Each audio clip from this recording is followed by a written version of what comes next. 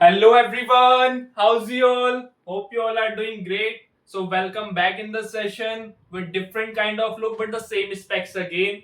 So मैंने last time ऐसे तो लास्ट सेशन में बोला था कि मैं स्पेक्स नहीं पहन के आऊंगा बट मैं पहन के आया क्योंकि मैं स्मार्ट सा लग रहा था थोड़ा और मेरे को पता है कि फिर तुम लोग नजर लगा देते हो मेरे पे सो दैट मैं आज इसलिए ब्लैक कलर की टी शर्ट भी पहन के आया हूँ. काला टीका तो मैं लगा नहीं सकता था, ब्लैक टी शर्ट पहन ली, नजर भी नहीं लग सकती. अच्छा वैसे ना इसका मेन जो काम है इस स्पेक्स का है मैट्रिसेस, क्योंकि आज हम लोगों ने मैट्रिसेस पढ़नी है और मैट्रिसेस के हम कुछ ऐसे टाइप्स देखेंगे, मतलब मैट्रिसेस में ऐसी चीजें पढ़ेंगे जो मेरे स्पेक्स से रिलेट करेंगे. ठीक है. अब ये तो आप लोग जानते हो कि मैं स्पेक्स पहने पहने तो सेशन ले नहीं सकता या सेशन स्टार्ट नहीं कर सकता. सो उसके लिए हमें उतारना ही पड़ेगा, नजर मत लगाना. दोबारा बोल रहा हूँ सेशन स्टार्ट करने से पहले. तो आओ भाई स्टार्ट करते हैं. ये तो छोटा मोटा हंसी मजाक तो चलता रहना चाहिए सेशन स्टार्ट से पहले ना, तभी तो मजा आएगा सेशन में. आ जाओ. तो अब हमने पढ़ना है क्लास 12 का मैट्रिसेस. अभी मैं लास्ट जो सेशन लेकर के आया था उसमें हम लोगों ने इंपॉर्टेंट क्वेश्चंस करे थे किस किस के relation and function and ITF के, है ना. आई होप आप लोगों ने वो वीडियो अच्छे से देखी होगी, क्वेश्चंस अटेम्प्ट किए होंगे, आप लोगों को वीडियो अच्छी लगी होगी. सो आज हम पढ़ेंगे मैट्रिसेस जो कि 12th क्लास का थर्ड चैप्टर है. एंड ये बेसिकली जो मोस्ट ऑफ द मतलब स्टूडेंट्स होते हैं ना वो ज्यादातर इसी से स्टार्ट करते हैं, मतलब अपनी 12th की स्टार्टिंग ही वो मैट्रिसेस से करते हैं. बट हमने तो एज सच एनसीईआरटी के अकॉर्डिंग करा है first second and then this is the third chapter of 12th. सो हम ये स्टार्ट करते हैं. देखो भाई मैट्रिसेस क्या होती है, क्या पढ़ना है इसमें, कैसे करना है, वो सारी चीजें देखते हैं. आ जाओ जरा. सबसे पहले मैट्रिसेस में हम पढ़ेंगे रिप्रेजेंटेशन ऑफ मैट्रिक्स. मैट्रिक्स को रिप्रेजेंट कैसे करते हैं. देखो भाई मैंने बोला कि सच दैट एक ना मैट्रिक्स है, एक मैट्रिक्स है जिसे हम कुछ ऐसे डिनोट कर रहे हैं ए आई जे. ए आई जे ठीक है. इसमें सर ये अब आई जे और ये ए है क्या. अब देखो सर वो चीजें है क्या. आई स्टैंड्स फॉर रोज, ये नंबर ऑफ रोज, ये लिख लो number of rows, number of rows ठीक है. And J stand for number of columns, number of columns of a matrix. कैसे. ये वाला जो आई है ना, मतलब इस पूरे को हम बोलते हैं order of a matrix. Order of a matrix या फिर इसमें चलो ऑर्डर तो मैं आप लोगों को अलग से बताऊंगा, एक सेकंड रुको. ये जो हमारा आयत है, इसमें जो आई है आयत बोलते हैं, ये हमारा ना एड्रेस होता है कि मतलब किसी भी एलिमेंट को मैं कैसे पहचानूंगा. भाई मेरे पास एक मैट्रिक्स है उसमें बहुत सारे एलिमेंट्स है, वो किस रोज में है पर्टिकुलरली और कौन सा कॉलम में एग्जिस्ट कर रहा है, उसकी प्लेस क्या है, वो प्लेस डिफाइन करने के लिए ये होता है आयत. आयत रो बोलते हैं इसे. ये एड्रेस होता है किसी भी एलिमेंट को पहचानने का. ठीक है. और जेएथ हमारा क्या होता है, कॉलम होता है. जेएथ कॉलम होता है. अब सर ये है क्या, ये देखो जैसे कि आप लोगों ने देख लिया आई क्या होता है नंबर ऑफ रोज एंड जे क्या होता है number of column. Let suppose मैं आपको एक चीज बोल रहा हूं, एक मैट्रिक्स दे दी मैंने ठीक है, और इसमें यहां पे मैंने बोल दिया 2x3 बोल देता हूं. अभी बताऊंगा 2x3, इसमें कंफ्यूज नहीं होना. 2x3 मैंने क्या लिखा अभी बताऊंगा. ये देखो मैंने बोला इस मैट्रिक्स में कितने, अच्छा 2x3 बोले, चलो 2x2 ले लूं, इजी रहेगा थोड़ा सा. देखो जरा मैंने बोला यहाँ पे पहला एलिमेंट है ए, 1 1 लिखा है मैंने, ए 1 2, यहाँ ए 2 1 और ए 2 2. सर अब ये है क्या, कहां से आए ए 1 1 1 2 2 1. ये देखो जरा मेरा जो ए 1 1 है, देखो इसमें ये वाला जो 1 है, ये वाला 1, ये वाला, ये है मेरा रो, और ये वाला जो 1 है ये क्या है मेरा कॉलम. मतलब पहली रो का पहला कॉलम का एलिमेंट जो है वो A11 है. First row and the first column the element is A11. ऐसे ही पहली रो और सेकंड कॉलम का एलिमेंट है A12. सेकंड रो और फर्स्ट कॉलम का एलिमेंट है A21. ऐसे ही second row and second column का एलिमेंट है A22. अब और आगे आ जाओ जरा और समझते हैं. मैंने आप लोगों को 4 एलिमेंट दे दिए, लेट सपोज 2 3 4 एंड 5. अब मैंने आप लोगों से पूछ लिया कि आप ना मेरे को A21 की वैल्यू बता दो, है ना A21. अब आप लोग देखोगे जो रोज होती है ना, एक और चीज बता दो चलो, रोज जो होती हैं वो हॉरिजॉन्टल होती है, वो हॉरिजॉन्टली डिफाइन होती है. ऐसे ही जो हमारा कॉलम होता है ना, जो हमारा कॉलम होता है वो कैसा होता है, वर्टिकल होता है, वर्टिकल। देखो जरा, मैंने आप लोगों से 2 1 एलिमेंट पूछा है, मतलब सेकंड रो फर्स्ट कॉलम, पहली रो ये रही first row and then second row ये है, फर्स्ट कॉलम पहला कॉलम ये रहा एंड दूसरा कॉलम ये रहा, सेकंड रो फर्स्ट कॉलम ये रहा भाई, सेकंड रो है और पहला वाले कॉलम में एलिमेंट आ रहा, तो कौन सा है, 4। ठीक है जी, अब आ जाओ जरा, अब मेरे को A12 बता दो, A12 बता दो, मतलब first row and second column का एलिमेंट बता दो। भाई फर्स्ट रो ये रही, सेकंड कॉलम ये रहा, तो फर्स्ट रो और सेकंड कॉलम में एलिमेंट कौन सा आ रहा है, 3, तो इसकी वैल्यू है 3। ये होता है, इस तरीके से हम इसे रिप्रेजेंट करते हैं, रिप्रेजेंटेशन ऑफ मैट्रिक्स इस तरीके से होता है। ठीक है, अच्छा अब ये सर ये 2x2 क्या है, ये होता है आप लोगों का ऑर्डर ऑफ अ मैट्रिक्स। ये क्या होता है, ऑर्डर ऑफ अ मैट्रिक्स। ये और तरीके से भी होता है, जैसे 2x1 हो गया, 2x3 हो गया, 3x3, ये कैसे, अब ये कैसे होता है, अब देखो जरा, मैंने बोला एक ऑर्डर मैंने आप लोगों को दे दिया m×n, किसी भी मैट्रिक्स में टोटल नंबर ऑफ रोज कितनी है एंड नंबर ऑफ कॉलम कितने हैं उनका क्रॉस, मतलब अगर मैं आप लोगों से जैसे यही ले लो सपोज, ठीक है, इसमें मैंने बोला 2x2 का मतलब है इसमें 2 तो रोज है एंड 2 ही क्या है, कॉलम्स है। देखो जरा, 2 रोज एंड 2 कॉलम्स, ठीक है। m stands for number of rose, m stands for, या मैं डायरेक्ट लिख दूं तो total number of rose,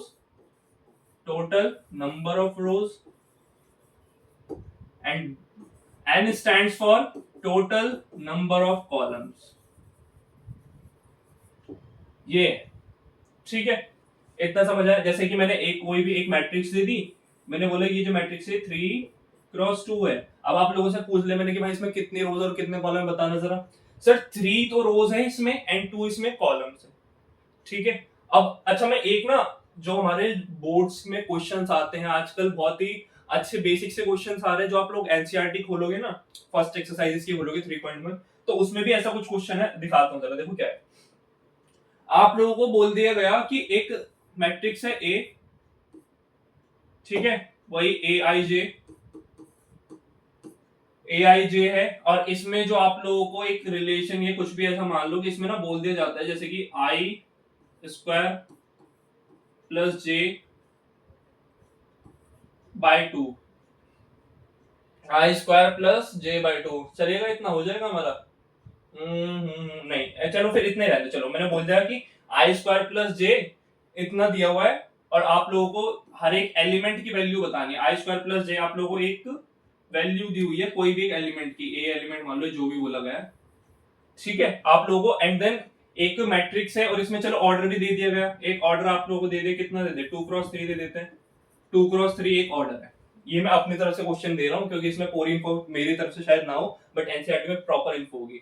just suppose कि अच्छा इसमें मैट्रिक्स कौन सी दी है, 2x3, मतलब 2 तो रोज है सर, इसमें 2 रोज हैं, ठीक है, 2 रोज है और 3 कॉलम्स है, 1 2 3, 3 कॉलम्स एंड 2 रोज, ठीक है, ये है। अच्छा अब इसमें कौन कौन सा एग्जिस्ट करेगा, A11, A12, A13, A21, A22 and A23, ठीक है, ये एलिमेंट्स है। मेरे को पता है कि मैं इनकी वैल्यूज इस तरीके से निकाल सकता हूं कि आई स्क्वायर प्लस जे, एक इन्होंने मेरे को ऐसा रिलेशन या फंक्शन, मतलब रिलेशन दिया हुआ है कि जिसके थ्रू मैं एक एक एलिमेंट्स की वैल्यू बता सकता हूं। जैसे A11 की अगर मेरे को वैल्यू बतानी है, देखो जरा A11 की वैल्यू मैं कैसे बताऊंगा, इन्होंने मेरे को बोला है कि मेरे को लेना है आई का स्क्वायर प्लस जे ले लो। आई कितना है मेरा, मतलब रो कितनी है, 1 है सर, तो 1 का स्क्वायर प्लस ये भी कितना है 1, तो कितना हो जाएगा 2, तो मेरे A11 की वैल्यू कितनी आ जाएगी सर, 2 आ जाएगी। ऐसी A12 की निकाल लो जरा, आई का स्क्वायर मतलब 1 का स्क्वायर प्लस 2 कितना हो जाएगा 3, ये कितना आ गया 3 आ गया। इसी तरीके से A13 की वैल्यू निकाल लो, कितना हो जाएगा 1 का स्क्वायर प्लस 3 कितना हो जाएगा 4 आ गया, ठीक है। इस तरीके से जस्ट नॉर्मली आप लोग वैल्यूज निकाल सकते हैं। ऐसे 2 1 की वैल्यू निकाल लो, A21 कितना हो जाएगा सर, हो जाएगा 2 स्क्वायर प्लस 1, मतलब आई हमारा कितना है 2 है, जे कितना है 1 है, तो 2 स्क्वायर प्लस 1 कितना हो जाएगा 5 हो जाएगा, तो ये हो जाएगा हमारा 5। ऐसे ही इसकी वैल्यू निकालोगे आप लोग A22 की, मतलब 2, कौन सा सेकंड रो, 2 का स्क्वायर एंड यहाँ पे 2, तो ये जाएगा 6, तो इसी तरीके से आप लोग आगे वैल्यू निकालोगे तो 7। 2 3 4 5 6 7 इस तरीके से एलिमेंट्स हम लोगों ने निकाल दिए। ऐसे क्वेश्चंस आते हैं, मतलब इसमें तो मैंने बहुत ही बेसिक सा एंड बहुत ही इजीएस्ट एक रिलेशन दे दिया जिससे आप लोग वैल्यूज फाइंड कर पाए। बट एग्जाम में ना आप लोगों को थोड़ी मुश्किल देते हैं, ठीक है, बट तरीका मैंने आप लोगों को बता दिया किस तरीके से करना है। तो अब आप लोगों ने representation of matrix and order of matrix अच्छे से सीख लिया, क्या होता है कैसे होता है। बाकी जैसे जैसे हम आगे क्वेश्चंस करेंगे, टाइप्स ऑफ मैट्रिसेस पढ़ेंगे, वो आप लोगों को और अच्छे से क्लियर हो जाएगा। आ जाओ भाई आगे। अब आता है टाइप्स ऑफ मैट्रिसेस। मैट्रिसेस के टाइप्स क्या होता है? पहला होता है रो मैट्रिक्स। रो मैट्रिक्स का मतलब क्या है sir? A single row matrix is called a row matrix और अ रो वेक्टर। देखो जरा, रो वेक्टर समझने की आप लोगों को जरूरत है, मैट्रिक्स पे ध्यान दो। आप लोग क्या बोल रहे हैं? Single row. भाई एक मैट्रिक्स है, उसमें मेरे पास सिंगल रो है, जो भी उसमें मेरे को नहीं पता कि कॉलम्स कितने। बात इसमें कॉलम्स की नहीं, बात हो रही है रो की। भाई एक रो होनी चाहिए, only one row should be there, only one row. मेरे को फर्क नहीं पड़ता नंबर ऑफ कॉलम्स कितने हैं, बस मेरे पास सिर्फ और सिर्फ एक रो होनी चाहिए। वो कौन सी होती है? Row matrix. ऐसे कॉलम मैट्रिक्स आ गई तो मेरे को सर नहीं फर्क पड़ता कि मेरे पास रोज कितनी है। अच्छा सॉरी, हाँ रोज, हाँ चलो एक कॉलम की बात कर रहे हैं ना, हाँ ठीक है। हाँ देखो इसमें रोज कितनी सारी आ गई, रोज में 4 हो गई, 1 2 3 4 रोज हो गई, बट कॉलम कितना है? एक है। Only one column should be there, only one column होना चाहिए, ठीक है। ये तो बहुत बेसिक सी चीज है, ये आप लोगों को पता भी है, ठीक है। नल और जीरो वेक्टर क्या होता है? देखो जरा, if all the elements of matrix are equal to zero then it called a null matrix and is denoted by 0 m cross n। भाई ऑर्डर है ना ये m cross n, देखो यहाँ पे भी आ गया m cross n, ये तो ऑर्डर ऑफ अ मैट्रिक्स होता है। अच्छा ये क्या कह रहा है? किसी भी एक मैट्रिक्स के सारे एलिमेंट्स अगर जीरो हो जाएं, सारे एलिमेंट्स जीरो हो जाएं, तो ये क्या हो जाएगा? Null matrix. इसे क्या बोलते हैं? Null matrix. अच्छा आप लोग मेरे को इसका ऑर्डर बता सकते हो? What is the order of this matrix? Sir दो तो इसमें रोज है, हॉरिजॉन्टल रोज है, 3 इसमें वर्टिकल कॉलम है, तो इसका जो ऑर्डर हो जाएगा वो हो जाएगा 2 क्रॉस 3। तो इस तरीके से आप लोग ऑर्डर भी बता सकते हो, ठीक है। आई होप समझ में आ रहा होगा। आगे आ जाओ भाई, स्क्वायर मैट्रिक्स सबसे इंपॉर्टेंट है। स्क्वायर मैट्रिक्स बहुत इंपॉर्टेंट होती है, और एक चीज बता देता हूं, स्क्वायर मैट्रिक्स में total number of rows and total number of columns are equal. n cross n देख लो, यहाँ पे n क्रॉस n लिखा है। अभी जो हम पीछे पढ़ रहे थे वो m क्रॉस n पढ़ रहे थे, हम क्या पढ़ रहे थे? m क्रॉस n, बट यहाँ पे हम पढ़ेंगे n क्रॉस n। मतलब सर इसमें total number of rows and total number of column same होता है, मतलब एक मैट्रिक्स में जितनी रोज हैं उतने ही कॉलम होंगे।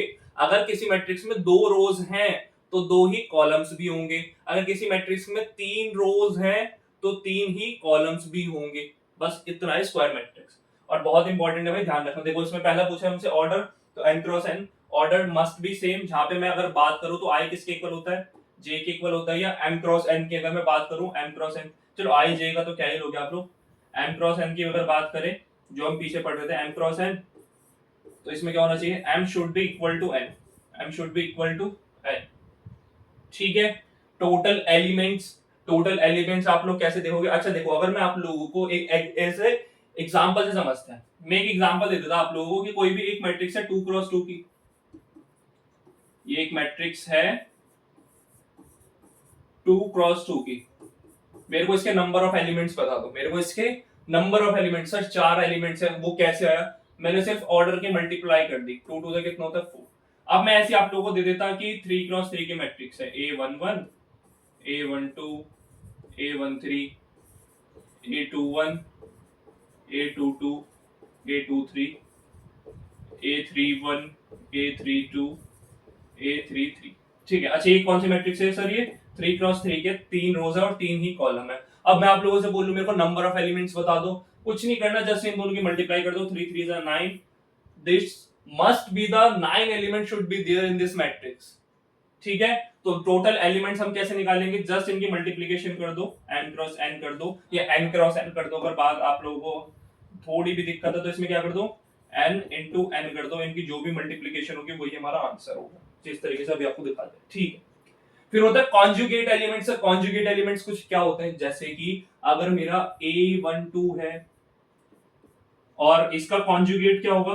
What is the conjugate of 1 2? It's nothing but just 2 1।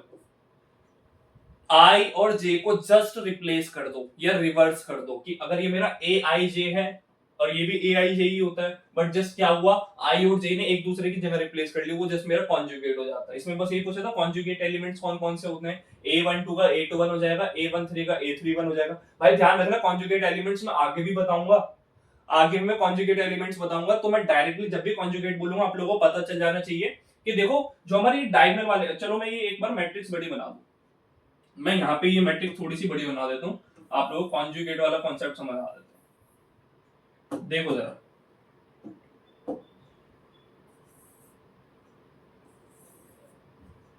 यहाँ पे कौन सा आता है, A11, A12, A13, A21, A22, A23, A31, A32 and A33। देखो जरा कॉन्जुगेट एलिमेंट्स हम कैसे डिफाइन करेंगे। A12 है, इसका कॉन्जुगेट A21 ये रहा, इसका कॉन्जुगेट ये रहा। A13 का कॉन्जुगेट A31 ये रहा यहाँ पे, ठीक है। A23 का कॉन्जुगेट सर A32 ये रहा, जस्ट कुछ नहीं होता ये हमारा। अच्छा देखो अब ना एक और चीज बताता हूँ आप लोगों को, कॉन्जुगेट समझ आ गया होगा आप लोगों को, है ना, कॉन्जुगेट तो अच्छे से समझ आ गया होगा। देखो जरा, ये वाले जो एलिमेंट्स होते हैं ये होते हैं हमारे डायगोनल एलिमेंट्स। क्या होते हैं, डायगोनल वाले एलिमेंट्स।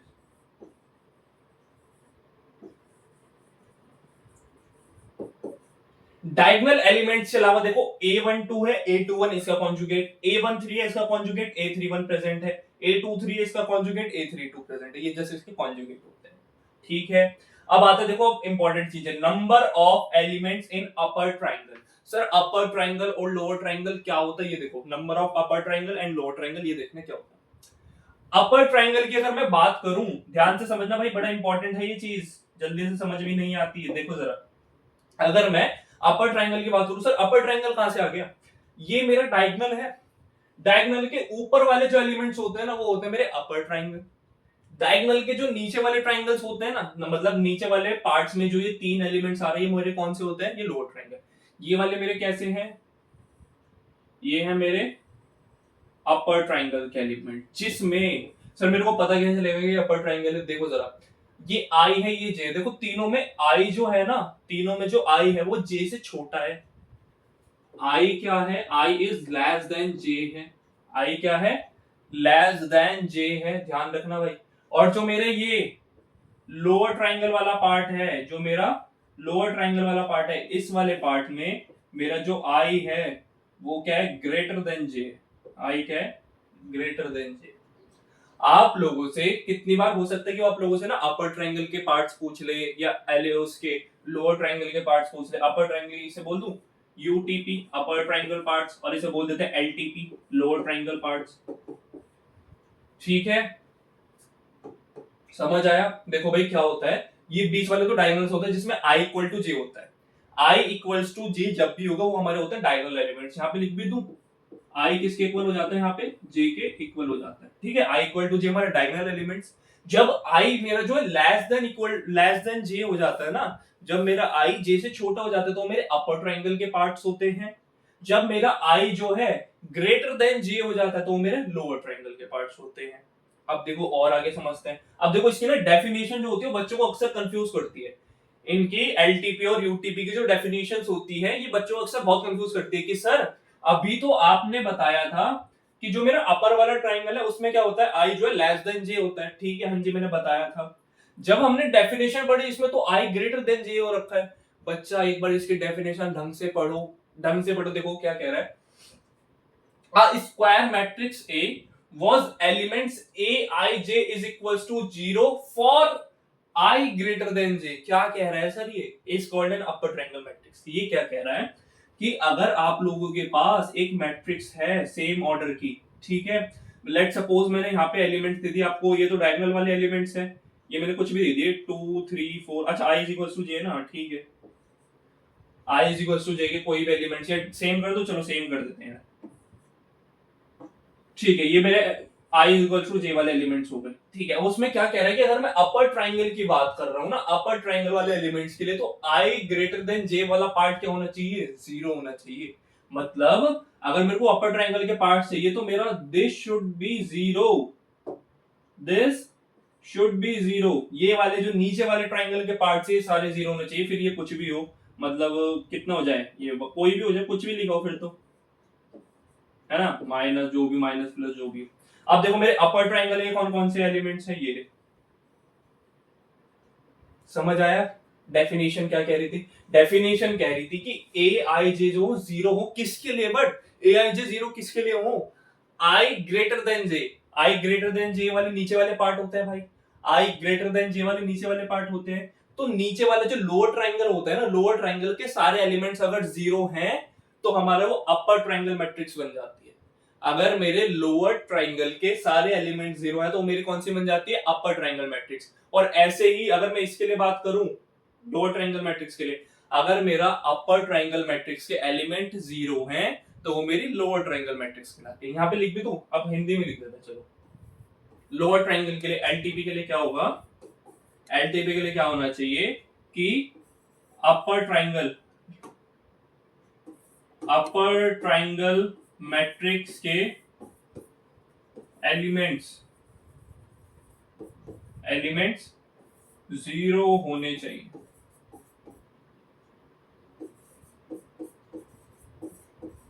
ठीक है।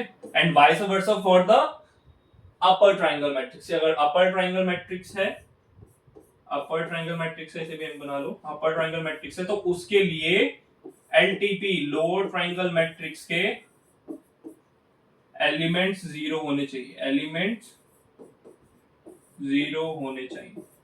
अब समझ में आ गया होगा आप लोगों को, डेफिनेशन भी समझ में आ गई होगी, and upper and lower triangle matrix के बारे में भी समझ में आ गया होगा, ठीक है। और डायगोनल मैट्रिक्स तो मैंने आप लोगों को बता दिया, a square matrix in which all the elements are 0 except those in which leading diagonal is called a diagonal matrix.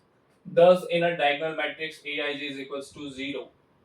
ठीक है, क्या कह रहा है, एक स्क्वायर मैट्रिक्स जिसके all its elements are 0 except those in the leading diagonal, मतलब ये कह रहा है डायगोनल मैट्रिक्स तब होगी जब उसके डायगोनल को छोड़ के सारे एलिमेंट 0 होंगे। अगर मैंने जैसे अभी ये वाली मैट्रिक्स ली थी, ये ले लूं 2 2 2, बाकी जो भी एलिमेंट्स बचे सारे 0 होने चाहिए, बाकी जो भी एलिमेंट्स बचेंगे वो सारे के सारे 0 होने चाहिए, और ये हो जाती है हमारी डायगोनल मैट्रिक्स। कैसी हो जाती है, डायगोनल मैट्रिक्स, डीएम। ठीक है, डीएम कर दो भाई, डीएम डाल दो इसमें। क्या होता है, डायगोनल मैट्रिक्स होती है, ठीक है। आई होप ये सारी चीजें क्लियर हो गई होगी। अब आ जाओ जरा आगे, क्या है, आगे है हमारे टाइप्स ऑफ मैट्रिक्सेस में आता है हमारे स्केलर मैट्रिक्स। स्केलर मैट्रिक्स क्या होता है, फिर हमारा है कौन सा, यूनिट मैट्रिक्स और आइडेंटिटी मैट्रिक्स। ये दोनों मैट्रिक्स आप लोगों को कुछ नहीं करना, देखो जरा मैं क्या बताता हूँ, ध्यान से समझना। स्केलर मैट्रिक्स में क्या होता है, मैं स्क्वायर लिख रहा हूँ, अबे क्या कर रहे हो, देखो मैं तो पहले ही बोल रहा था भाई, नजर का चक्कर बाबू भैया। स्केलर मैट्रिक्स, स्केलर मैट्रिक्स क्या होंगी कि मैंने ना आपको एक मैट्रिक्स दे दी ए, जिसके एलिमेंट्स है कुछ 2 4 5 एंड 6 मान लो, चलो। मैंने आप लोगों से बोला आप मेरे को ना एक काम करो, किसकी मल्टीप्लाई, इसमें ना 2 की मल्टीप्लाई कर दो, 2 एक कर दो। तो आप लोगों ने क्या किया, यहाँ लिख दिया 4, यहाँ 8, मल्टीप्लाई कर देना इसकी नॉर्मल, जस्ट ये हो जाएगा 10 एंड ये हो जाएगा 12, ठीक। ये आप लोगों की स्केलर मैट्रिक्स बन गई। कैसे कि सर मैंने ना 2 की जो मल्टीप्लाई करी पूरी मैट्रिक्स में कर दी। अब आप लोग समझो, सपोज करो मैं आप लोगों को यही एलिमेंट दे, आप लोग भूल जाओगे मैंने आपको कुछ करा है। मैंने कुछ नहीं करा है अभी आप लोगों को, मैंने एक मैट्रिक्स दे दी जिसके एलिमेंट है 4 8 10 12। मैंने बोला इसे ना थोड़ा सा स्केलर टाइप में अगर मेरे को प्रूफ करना, तो आप क्या करोगे, सर 2 कॉमन निकाल दो, इसमें से 2 कॉमन निकाल दो, अंदर बचेगा 2 4 8 एंड कितना 6, सॉरी यहाँ पे 8 नहीं आ 5 आएगा, 2 4 5 एंड 6, 2 4 5 एंड 6। तो स्केलर का मतलब कुछ नहीं होता, जस्ट एक पर्टिकुलर नंबर उठाओ, या तो उसकी पूरे मैट्रिक्स में मल्टीप्लाई कर दो, या किसी मैट्रिक्स में से एक पर्टिकुलर नंबर जो सबका मल्टीपल है वो कॉमन निकाल लो, वो अपना स्केलर मैट्रिक्स हो जाता है। इसने बोला था मेरे से क्या करना है, 2 की मैंने बोला आप लोगों से 2k से मल्टीप्लाई कर दो, आप लोगों ने पूरे साथ जितने भी एलिमेंट्स है सब में 2k मल्टीप्लाई कर दी, आपकी स्केलर मैट्रिक्स बन गई। बाकी डेफिनेशन पढ़ लो। अ स्क्वायर मैट्रिक्स इन विच, अच्छा ध्यान रखना ये स्क्वायर मैट्रिक्स होने चाहिए या तो 2x2 हो या 3x3 हो, मतलब नंबर ऑफ ऑर्डर हमारे जो होता है, मतलब ऑर्डर होता है हमारा सेम होना चाहिए m क्रॉस n में, जो होता है m और n आपस में इक्वल होनी चाहिए। A square matrix in which all the diagonal elements are equal and all other elements equal to 0 is called a scalar matrix। क्या कह रहा है कि all the diagonal elements हमारे equal होने चाहिए, and क्या बोल रहा है, and all other elements equal to 0 is called a scalar matrix। अच्छा इसमें diagonal का equal बता रखा है, diagonal equal कर दो भाई, इसमें 2 कर देते, डायगोनल इक्वल कर दो इस तरीके से। मतलब आप लोगों को एक स्केलर का मैंने एक कॉन्सेप्ट बता दिया, देखो जैसे मैंने एज एन एग्जांपल बताया था, बट मेन यही है, इस तरीके से आपको समझ में आना चाहिए। डेफिनेशन तो बच्चे पढ़ते हैं तो बहुत कंफ्यूज हो जाता है, ठीक है। देखो इसमें ai is equals to k, k एक यानी कांस्टेंट है, जो कि मेरा इसमें k2 था, अगर मैं इसे लिखने को चाहूं तो मैं इसे ka भी लिख सकता था, ठीक है। k के जस्ट पूरे मैट्रिक्स में मल्टीप्लाई कर दो। आ जाओ फिर यूनिट मैट्रिक्स और आइडेंटिटी मैट्रिक्स। आइडेंटिटी मैट्रिक्स कुछ नहीं होती, बड़ी यूजफुल होती है, सारे एलिमेंट्स जीरो, सिर्फ डायगोनल वाले वन होते हैं। आइडेंटिटी मैट्रिक्स यही कहते हैं कि उसके डायगोनल वाले एलिमेंट वन हो और बाकी जो भी बचे हुए एलिमेंट्स है वो सारे के सारे जीरो हो, ये हमारी हो जाती है आइडेंटिटी मैट्रिक्स। कुछ नहीं, आइडेंटिटी मैट्रिक्स बड़ी इजी सी है और बड़ी यूजफुल मैट्रिक्स है। इसके अभी हम आगे जाके और भी चीजें पढ़ेंगे, ठीक है। बट आइडेंटिटी मैट्रिक्स सिर्फ इतना कहती है कि उसके डायगोनल वाले एलिमेंट सिर्फ 1 1 1 हो, 1 के अलावा कुछ भी नहीं होना चाहिए, 2 2 2 भी नहीं चलेगा, 3 3 3 भी नहीं चलेगा, सिर्फ और सिर्फ 1 1 1 होने चाहिए, बाकी बचे हुए एलिमेंट 0 होने चाहिए। ये हमारी होती है आइडेंटिटी मैट्रिक्स, ठीक है। समझ आया? आई होप समझ आया होगा। आगे आ जाओ। आगे आता है हमारा एडिशन सब्ट्रैक्शन ऑफ मैट्रिसेस। हम एडिशन ऑफ सब्ट्रैक्शन कौन सी मैट्रिसेस में करेंगे, मैट्रिसेस कैसी दी जाए जो हम एडिशन सब्ट्रैक्शन करें उसमें। देखो एडिशन सब्ट्रैक्शन ऑफ मैट्रिसेस में इसमें क्या होना चाहिए, ऑर्डर शुड बी सेम। क्या होना चाहिए, ऑर्डर शुड बी सेम।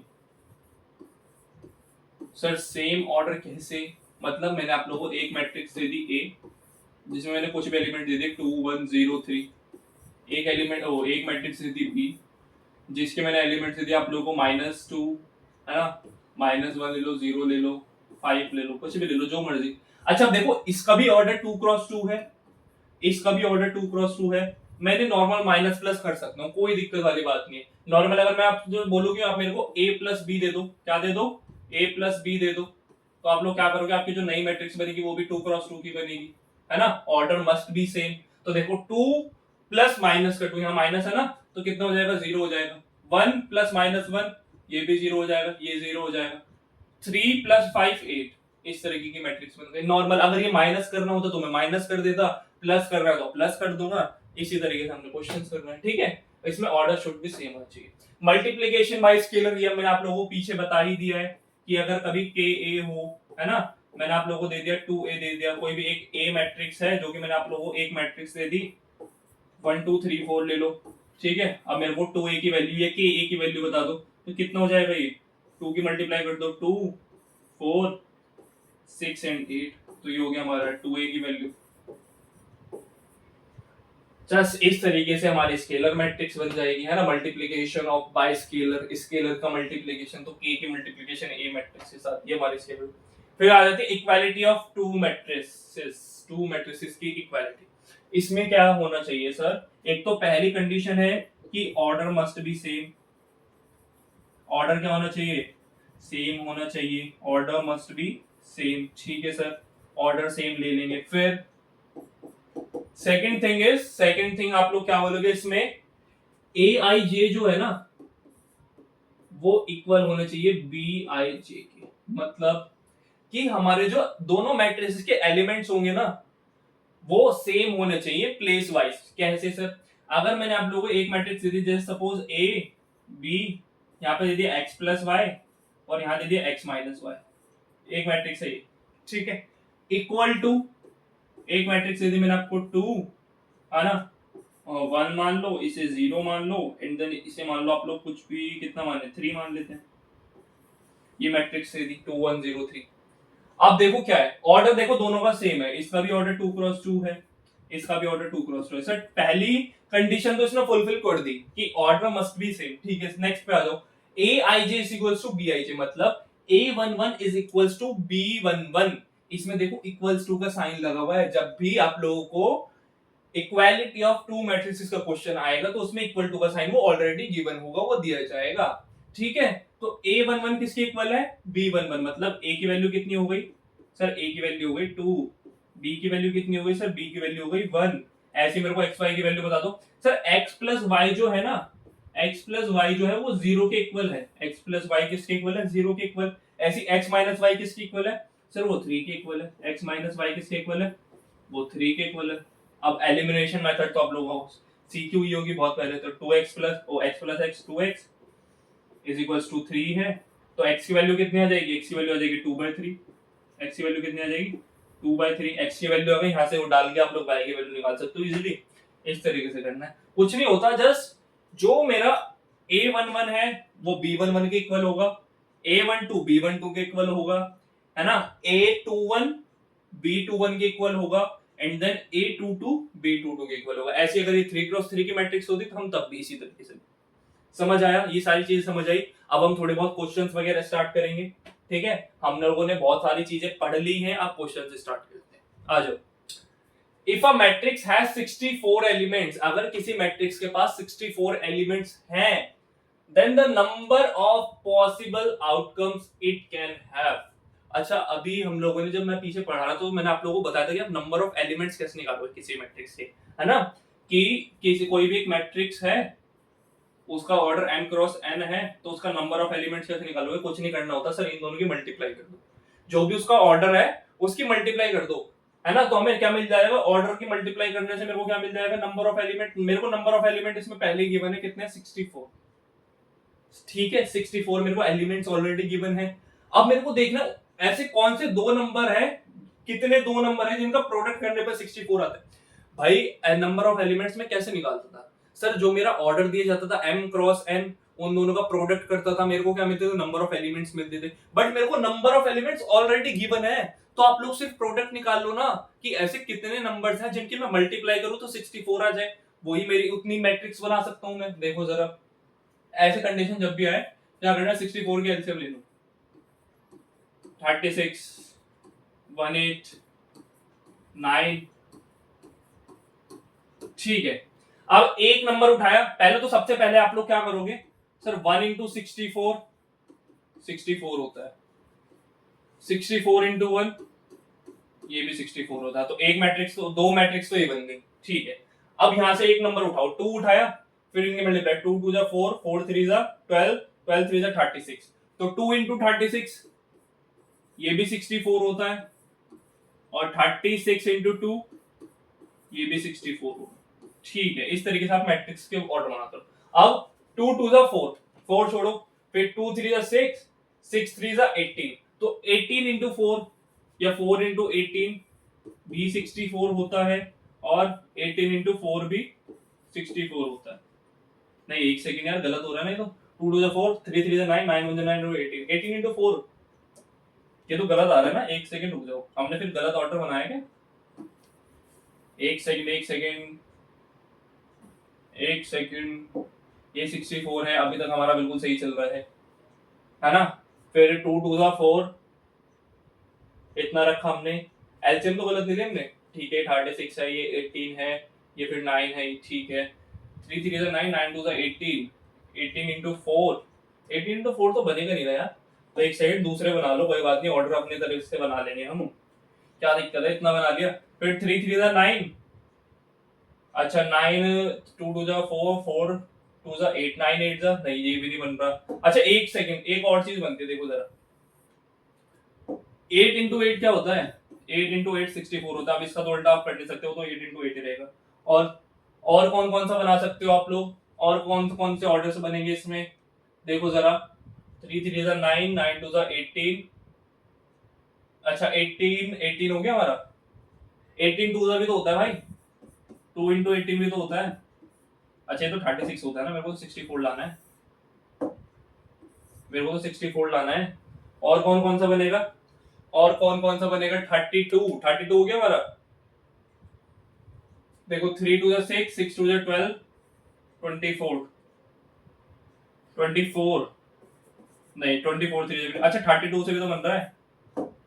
32 में कितना मल्टीप्लाई करूं, 2, 64 बन जाएगा। तो 2 इंटू अच्छा 34 लिखा था, अच्छा 32 ये ना, ठीक है ठीक है ठीक है, एक सेकंड रुको, हाँ सही है ना। 2 इंटू 32 बना दो, ये भी कितना बनेगा, 64 बनेगा। तो इसके अलावा और कोई एलिमेंट्स बन रहे हैं, इसके अलावा और कोई एलिमेंट्स, अच्छा कितने आ रहे हैं, 1 2 3 4 5 6 7, 7 आ रहे हैं, सही है ठीक है, 7 आंसर होगा, इसके अलावा तो बना ही नहीं सकते आप लोग। 7 is the answer. 36 into 2 already लिखा हुआ है ये रहा, और 2 इंटू 36 भी है। और अच्छा और कुछ बन सकता है, नहीं और कुछ नहीं बन सकता। 72 वगैरह तो और कुछ होता ही नहीं है इसमें, ठीक है, और तो कुछ बनेगा नहीं इसमें। एक सेकंड देखो यार, तुम लोगों ने तो, मैं तो पहले ही बोल रहा था भाई कि मेरे से गलती कराओगे तुम लोग। देखो जरा इधर, मैंने क्या गलती कर दी, मैंने एलसीएम ही गलत ले ली। सर आप खुद तो एलसीएम गलत दे रहे हो, हम कैसे सही करेंगे। देखो जरा 64 का एलसीएम मैं नहीं आने वाला, चश्मा में रहने दो तुम लोग। देखो जरा 2 3 जा 6, 2 2 जा 4, 2 1 जा 2, 2 6 जा 12, फिर 2 8, 2 4, 2 2, तभी तो बोलो यार कि एलसीएम लेने के बाद मेरा आंसर कैसे चलता है। अब देखो 2 को पकड़ो, फिर इन सब की मल्टीप्लाई कर दो, 2 2 जा 4, 4 2 जा 8, 8 2 16, 16 2 जा 30, तो 2 इंटू 32 हमारा 64 आ गया। अच्छा एक मैंने आप लोगों को पहले बता दिया, 1 इंटू 64 तो ऑलरेडी कर दोगे, 64 इंटू 1 भी कर दोगे, ऑलरेडी 64 ही हो जाएगा, ठीक है। अब क्या करना है, अब क्या करना है सर, एक 2 हो गया था हमारा, अब दो 2 पकड़ लो एक साथ, दो 2 ले ली, 2 2 जा 4, फिर छोड़ दो, 2 2 जा 4, 4 2 जा 8, 8 2 16, तो 6 4 into 16 which is 64 and 16 into 4 which is also 64, ठीक है सी, ठीक है जी। अब और पकड़ लो आगे, 2 2 जा 4, 4 2 जा 8, ऐसे नीचे भी, तो 8 8 जा 64 होता है, ये भी हमें पता है, ठीक है। और बनाओ, और फैक्टर्स बनाओ इसके, और कैसे बनेंगे, 2 2 जा 4, 4 2 जा 8, 8 16, अच्छा 16 और 4 ये तो ऑलरेडी बन चुका है, और कुछ बना सकते हो इसमें, और कुछ बनाना पड़ेगा, और कुछ बनेंगे इसमें, देखो जरा भाई और कुछ चेक करो, बस यही बन रहा है मेरे ख्याल से, तो 6 ही बन रहा है, और तो बनेंगे नहीं शायद इसके। 8 इंटू 8 हो गया, 16 4 जा 64, 4 इंटू 16 हो गया, और कुछ बना सकते हैं, 2 2 जा 4, 4 2 जा 8 और 16 32, बाकी सारे ही हो गए भाई, और इससे ज्यादा बनेंगे नहीं, तो आंसर हमारा 6, 6 इज द आंसर। क्या यार मैं इतने इतने इजी से सिली सिली क्वेश्चंस, मतलब क्वेश्चन भी सिली है, मिस्टेक भी सिली है ना। आगे आ जाओ, चलो आगे। अब इस पे क्वेश्चन जो अभी हमने इक्वालिटी वाला पढ़ा, equality of matrix, equality of matrix का क्वेश्चन, अब देखो बिल्कुल सिंपल सा क्वेश्चन है। अब देखो क्या दिया हुआ, मेरे को पता है x इंटू वाई जो है इसके इक्वल होगा, x इंटू वाई जो है मेरा 8 के इक्वल होगा, ठीक है सर। w की वैल्यू मेरे को ऑलरेडी 4 दी हुई है, ठीक है सर। z प्लस 6 मेरे को कितना दिया हुआ है सर, z प्लस 6 मेरे को 0 के इक्वल दिया हुआ है, तो यहाँ से मैं z की वैल्यू डायरेक्टली निकाल दूं, z हो जाएगा मेरा माइनस का 6, ठीक है सर, ये भी पता लग गई। x प्लस वाई की वैल्यू मेरे को 6 दी हुई है, x प्लस वाई की वैल्यू मेरे को 6 दी हुई है, ठीक है। मेरे को क्या करना है, write the value of x plus y plus z। अच्छा ये क्वेश्चन ना, इसमें एक ना खूबसूरती है, और मैं बता दूं क्या है ये क्वेश्चन, इतना मतलब सुंदर सा क्यों है, अभी देखना जरा। अच्छा ये बना, मेरे को पता है w की वैल्यू आ गई, z की वैल्यू आ गई, मेरे को चाहिए किसी x और y की वैल्यू चाहिए, तो मेरे पास पता है x प्लस वाई है। अब या तो आप लोग यहाँ से x की वैल्यू, मतलब x को एज इट इज रखो, y को उधर भेज दो, तो 8 बाई वाई हो जाएगा यहाँ पे करके, मतलब क्वाड्रेटिक इक्वेशन बन गई, किसी भी तरीके से कर लो। मैंने क्या किया, मैंने यहाँ से ना x is equal to 8 by y करा, 8 बाई वाई मैंने यहाँ रखा, x की जगह 8 बाई वाई प्लस y, यहाँ पे कुछ नहीं तो 1 इज इक्वल टू 6, करो कैलकुलेशन इसकी, तो ये कितना हो जाएगा, 8 प्लस वाई स्क्वायर, और पूरे के नीचे y आएगा, उधर जाके मल्टीप्लाई, तो 6y, ठीक है। तो ये हो जाएगा हमारा y square minus 6y plus 8 is equals to 0। Quadratic equation बन गई, फैक्टर्स बना लोगे, मल्टीप्लाई करके 8 आना चाहिए, प्लस माइनस करके 6 आना चाहिए, 4 2 जा 8 है ना, और 4 मतलब इसके फैक्टर्स डायरेक्टली बना लेना भाई, अब तो इतना आता होगा आप लोगों को। ये बन जाएगा y square minus 4y minus 2y and plus का 8, minus 4 into minus 2 plus 8, minus 4 in minus 2 minus का 6, ठीक है। फैक्टर्स भी सही होंगे, इधर कर लो। क्या क्या फैक्टर बनेंगे, y कॉमन निकाला, अंदर बचा y माइनस 4, इधर से माइनस का 2 कॉमन निकाला, अंदर बचा y माइनस 4, दो फैक्टर्स आ गए, एक तो मेरा आ गया y माइनस 2, एक आ गया y माइनस 4, ठीक है। y minus two equal to 0 put करके मेरे को y की वैल्यू 2 मिल रही है।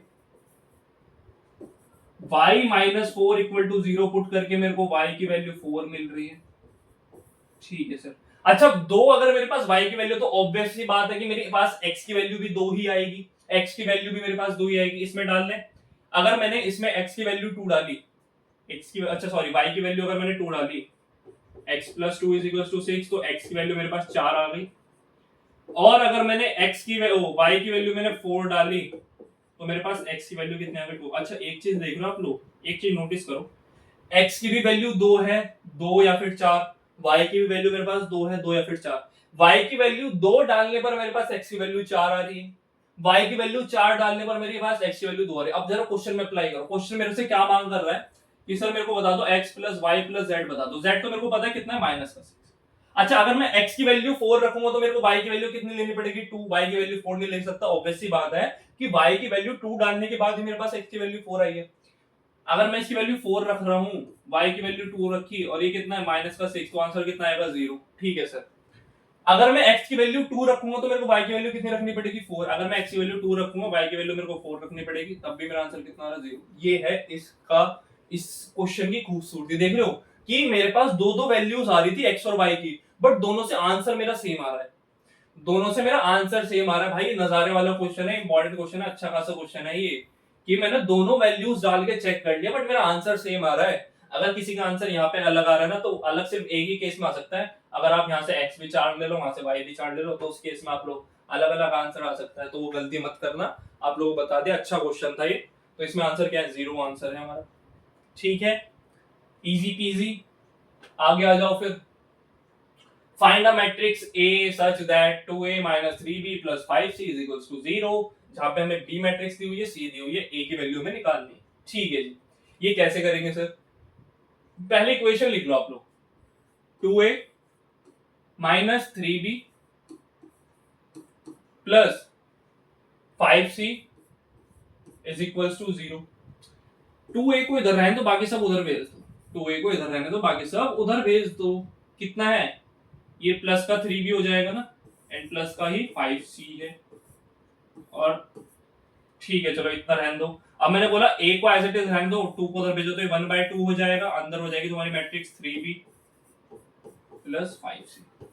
आ गया समझ में? ए मैट्रिक्स ही तो मांगी थी हमसे, ए ही पूछा था। अब इतना अगर मैंने आप लोगों को बता दिया, तो मेरे को नहीं लगता जिस बच्चे ने स्केलर वगैरह भी पीछे ढंग से पढ़ लिया उसे दिक्कत होगी इस क्वेश्चन में। भाई ऑब्वियस सी बात है, आपने सभी तो बता दिए सर। अब बी है ना, तो सबसे पहले मेरे को चाहिए 3B। 3B निकाल लो।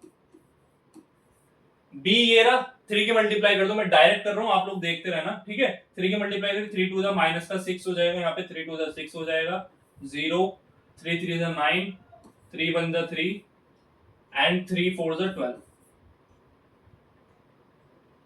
ठीक है, कितना आएगा यहाँ पे, कितना था, 3 1 द 3 था। ठीक है, हो गया। अब क्या चाहिए, 5C चाहिए। 5C निकाल लो भाई, ये रहा C। 5 की मैं डायरेक्ट मल्टीप्लाई कर रहा हूं। ठीक है जी, करो, 5 टू ज 10, 0, 5 टू ज माइनस का 10 है यहाँ पे, 5 7 जा कितना हो जाएगा, 35, 5 1 जा 5, 5 6 जा 30, ये हो गए हमारे। ठीक है जी, इन दोनों को क्या करना है, ऐड करना है। अब मेरे को क्या करना है, 3B चाहिए प्लस का 5C चाहिए, इन दोनों का जस्ट एडिशन। अब आप लोगों को पता है कि एडिशन जब भी हम करते थे कैसे करते थे, ऑर्डर सेम है, देख लो, ऑब्वियस सी बात है भाई, ये भी 2x3 का ऑर्डर है और ये भी 2x3 का ऑर्डर है, जस्ट इन्हें ऐड कर दो। -6 प्लस 10 सर प्लस का 4। ठीक है, प्लस का 6 प्लस 0 सर 6 आ जाएगा, 0 -10 तो -10 ही हो जाएगा, 9 प्लस 35 कितना हो जाएगा, 44 है ना, 44, 3 प्लस 5 कितना हो जाएगा, 8 हो जाएगा सर, एंड 12 प्लस 30 कितना हो जाएगा, 42 हो जाएगा।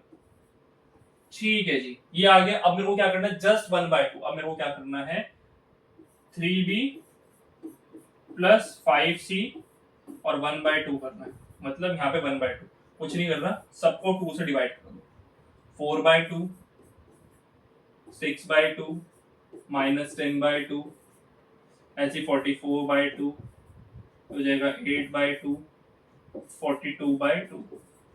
अब जो यहां से आप लोगों की ए मैट्रिक्स निकल के आएगी, वो मैट्रिक्स निकल के आएगी क्या, 4/2 2, 6/2 3, -10/2 -5, 44/2 which is 22, 8/2 which is 4, and 42/2 which is 21. And this is the answer which is 2x3 matrix. 2x3 के मैट्रिक्स से ए निकालना था हमने, ए निकाल दिया। यही पूछा था हमसे, फाइंड अ मैट्रिक्स ए। अच्छा, आई थिंक 3 नंबर का क्वेश्चन है, 3 नंबर का क्वेश्चन एग्जिस्ट करता है, 3 मार्क्स क्वेश्चन, 3 मार्क्स का क्वेश्चन है भाई ये। ठीक है, इस तरीके से सॉल्व करना। बाकी बोर्ड्स में जैसे आप करोगे ना, तो ध्यान रखना थोड़ी बहुत लैंग्वेजेस से भी लिख लेना, क्योंकि स्केलर की बात कर रहे हैं तो हमें पता है कि के की मल्टीप्लाई करेंगे, के मैट्रिक्स इज इक्वल्स टू, फिर उस के की मल्टीप्लाई पूरी मैट्रिक्स में होगी। तो आप लोग ना पूरा प्रॉपर तरीके से करना। अगर ये मतलब आप लोगों को ना, जो आप लोग बोर्ड्स में क्वेश्चन अटेम्प्ट करोगे वो आप लोग नंबर देख के करोगे, जितने नंबर का क्वेश्चन उतने अच्छे तरीके से मैं क्वेश्चन अटेम्प्ट करूंगा। ठीक है, ध्यान रखना उस चीज का। ओके, फिर आगे आ जाओ। आगे है मल्टीप्लीकेशन ऑफ अ मैट्रिक्स, बड़ी इंपॉर्टेंट चीज है। भूल जाओ क्या लिखा है, मैं नहीं बता रही क्या है, आप जस्ट ध्यान रखो कि मैं क्या कह रहा हूं। मल्टीप्लीकेशन ऑफ अ मैट्रिक्स क्या करना है, मैं अगर आप लोगों को एक रो दे दूं, पहले 2x2, अच्छा मल्टीप्लीकेशन ऑफ मैट्रिक्स सबसे पहला रूल है इसका, मल्टीप्लीकेशन जब भी करोगे ना, फॉर मल्टीप्लीकेशन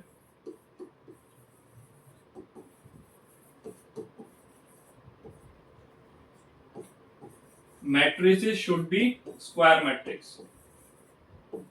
कैसी मैट्रिक्स होनी चाहिए, स्क्वायर मैट्रिक्स। क्यों होनी चाहिए भी बताते हैं।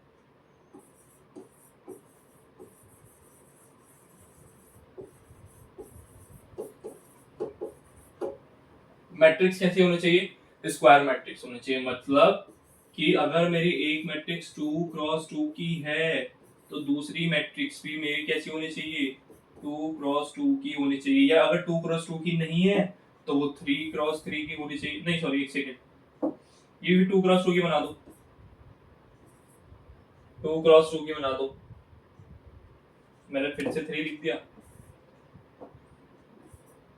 ठीक है जी, प्रोडक्ट ऑफ, अच्छा एक बार ये भी पढ़ लेते हैं। Product of two matrices exist only if number of columns of first matrix is equal to the number of rows of first matrix. अच्छा, अगर इसके इक्वल, इसके अकॉर्डिंग देखें तो क्या कह रहा है, product of two matrix exist तभी करेगा जब number of column of first matrix ये। चलो एक बार इसके अकॉर्डिंग भी देखते हैं, हम इसके अकॉर्डिंग भी देखते हैं। अच्छा, पूरा क्लियर करने में दिक्कत हो जाएगी, ये हटाओ, इसकी लैंग्वेज भी देखते हैं। ओफो, पूरा ही हट गया, इसकी लैंग्वेज भी देखो जरा। Product of two matrices exist, product of two matrices मतलब मैट्रिसेस की मल्टीप्लिकेशन तब भी एग्जिस्ट करेगी जब number of column of first matrix, अगर ये मेरी एक मैट्रिक्स है, इसमें नंबर ऑफ कॉलम क्या होंगे, m क्रॉस n में ये होंगे मेरे number of column, number of column of first matrix is equal to the number of rows of second. कि अगर मेरी दूसरी मैट्रिक्स, अगर ये ए मैट्रिक्स है और ये मेरी बी मैट्रिक्स है, तो इसका जो नंबर ऑफ रोज होगा ना वो भी n ही होना चाहिए। देन फिर कुछ भी हो, मतलब p हो m हो, मेरे को फर्क नहीं पड़ता, बट ये कैसा होना चाहिए, ये दोनों n सेम होना चाहिए। ये दोनों n कैसे होने चाहिए, सेम होने ही चाहिए। ठीक है, ये देखो इसमें दिया भी हुआ है, late a be m cross n and b be n cross p, then the product of matrices A and B denoted by A dot B is the matrix of order m cross p। मतलब ये क्या कह रहा है कि जब भी आप लोग दो मैट्रिसेस का प्रोडक्ट करोगे ना, सपोज करो एक मैट्रिक्स है m क्रॉस n, तो दूसरी मैट्रिक्स जिसके साथ मेरा प्रोडक्ट होगा उसमें जो इसका नंबर ऑफ रोज होगा, उसमें जो इसका नंबर ऑफ रोज होगा वो सेम होगा as number of column in the first matrix. ये दोनों चीज सेम बनेगी, तो जो आपकी मैट्रिक्स की मल्टीप्लीकेशन आएगी, जो आपका a डॉट b आएगा मल्टीप्लाई करके आएगा, वो बनेगा m क्रॉस p। वो क्या बनेगा, m क्रॉस p। अब एक एग्जांपल के थ्रू समझे, मैंने एक मैट्रिक्स दे दिया आप लोगों को, लेट सपोज कितने की, 2 क्रॉस 2 की दे दी, चलो 2 क्रॉस 2 की दे दी, ठीक है, वही जो अभी हम पीछे ले रहे थे। ठीक है, एक मैट्रिक्स दे दी मैंने आपको 2 क्रॉस 3 की। अच्छा देखो, इसमें नंबर ऑफ कॉलम इसका और नंबर ऑफ रो इसका सेम है, तो मैं इनकी मल्टीप्लाई कर सकता हूं। तो जो भी मेरी मैट्रिक्स आएगी ना निकल के, वो कैसे आएगी, m क्रॉस p, मतलब 2 क्रॉस 3, 2 क्रॉस 3 की मैट्रिक्स आएगी। इस तरीके से मल्टीप्लिकेशन करते हैं, ठीक है। बाकी हम क्वेश्चंस के थ्रू भी देखेंगे। आगे आ जाओ, वो देखते हैं क्या है क्वेश्चंस के through. If this and this जो भी मैट्रिक्स है, देन द वैल्यू ऑफ, इसकी वैल्यू बताने में 2x प्लस, अच्छा ये ना क्वेश्चंस मैं लाया तो हूं इसमें एमसीक्यूज टाइप में, बट ये क्वेश्चन सब्जेक्टिव टाइप में भी है, ध्यान रखना। ये जरूरी नहीं है कि अगर ये एमसीक्यूज टाइप में तो एक ही मार्क्स में आएगा, हो सकता है कि सब्जेक्टिव टाइप में भी आ जाए, तो ध्यान रखना, उस तरीके से करना आप लोग। आ जाओ, ये मैट्रिक्स दी हुई है, एक्स वाई जेड दिया हुआ है, ठीक है। अच्छा ये मैट्रिक्स का ऑर्डर इधर देखना जरा, ये अगर मैं मैट्रिक्स लिखूं 1 1 1 0 0, अच्छा एक चीज बताना जरा मेरे को, ये यूटीपी है या एलटीपी है? अपर ट्राइंगल पार्ट्स, अच्छा सॉरी, यूटीएम है या एलटीएम है? अपर ट्राइंगल मैट्रिक्स है या लोअर ट्राइंगल मैट्रिक्स है? ये अपर ट्राइंगल मैट्रिक्स है, क्यों? क्योंकि इसमें लोअर ट्राइंगल मैट्रिक्स के सारे पार्ट्स कैसे हैं? 0। तो कौन सी बनती है?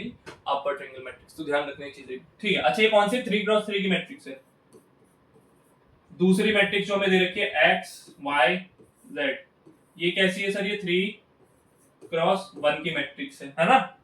ठीक है। अच्छा अब हम बिल्कुल क्लियरली देख पा रहे हैं, क्या देख पा रहे हैं कि इसका नंबर ऑफ कॉलम और इसका नंबर ऑफ रो सेम है, तो मैं इनकी मल्टीप्लीकेशन इजीली कर सकता हूँ। जो मल्टीप्लाई करके मेरे पास जो मैट्रिक्स बनेगी वो कैसी बनेगी? वो बनेगी सर 3x1 की। कैसी बनेगी? 3x1 की। अब मल्टीप्लीकेशन देखना किस तरीके से करना है, बड़ा इंपॉर्टेंट पार्ट है। बहुत बच्चे कंफ्यूज करते हैं मल्टीप्लीकेशन में, आगे जाके 5-5 नंबर के क्वेश्चन भी बनेंगे। मल्टीप्लीकेशन करनी पड़ेगी, सो दैट मल्टीप्लीकेशन गलत ना हो, तो ढंग से सीखना। कैसे? पहली रो एंड पहला कॉलम, इसमें तो फिलहाल एक ही कॉलम है, तो इसी तरीके से पहली रो के पहले कॉलम देखो, 1 into x x plus 1 into y y, 1 into z plus z, just इतना करना है।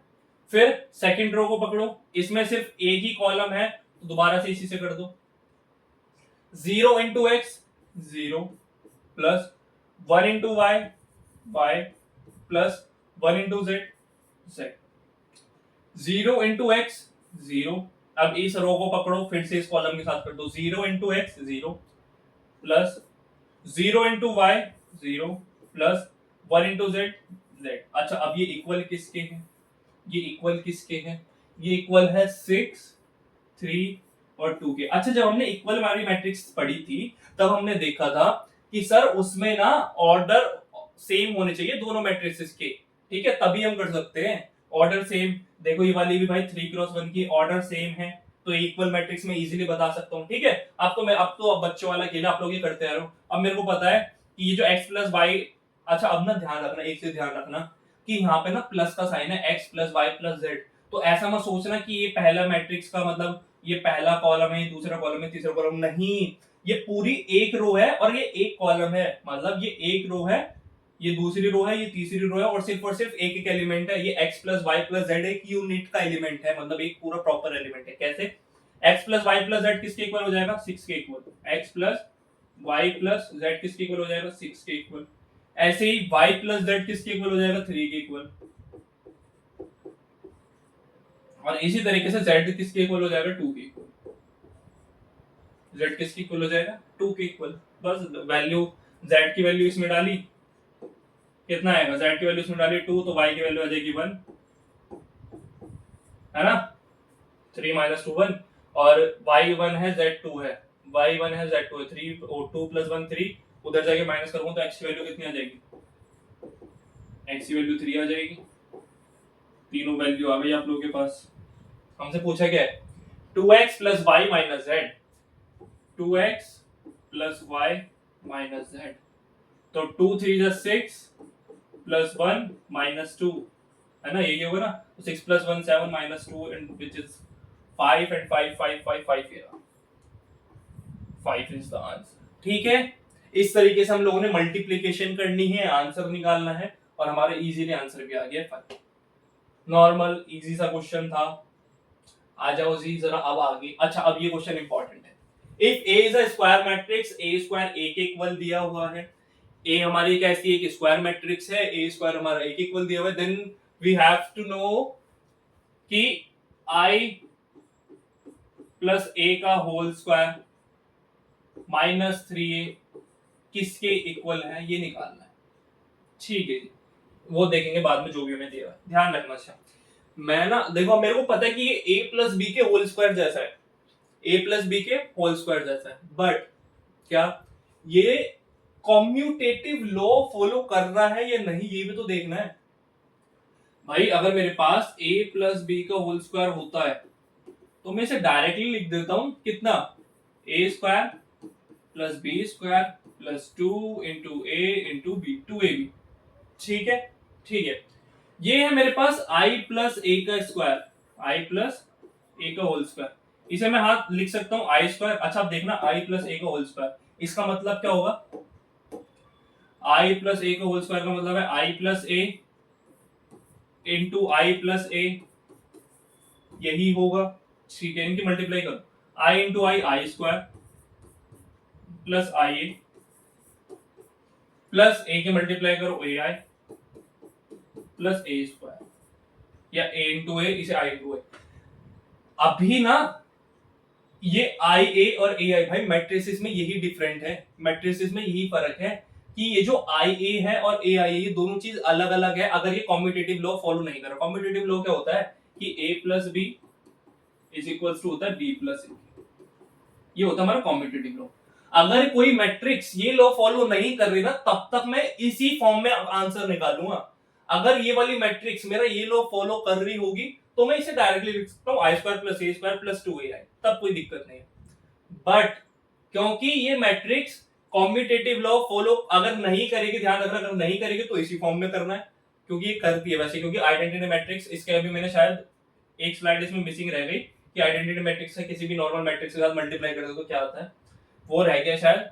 बट हमारा क्या होता है इसमें कि ये कॉम्यूटेटिव लॉ फॉलो करती है, ये मैट्रिक्स कॉम्यूटेटिव लॉ फॉलो करती है, तो मैं इसे डायरेक्टली ये भी लिख सकता हूँ आई square plus A square plus 2ai, इतना इसे लिख सकता हूँ, कोई दिक्कत नहीं है इसमें। ठीक है, ये इतना लिखा जा सकता है, इसमें इसमें कोई प्रॉब्लम नहीं होती है, ये कॉम्यूटेटिव लॉ फॉलो करती है,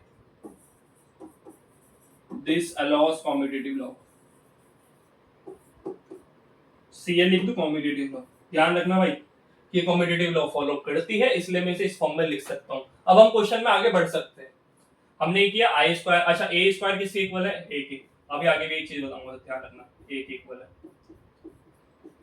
2ai और माइनस का 3a है।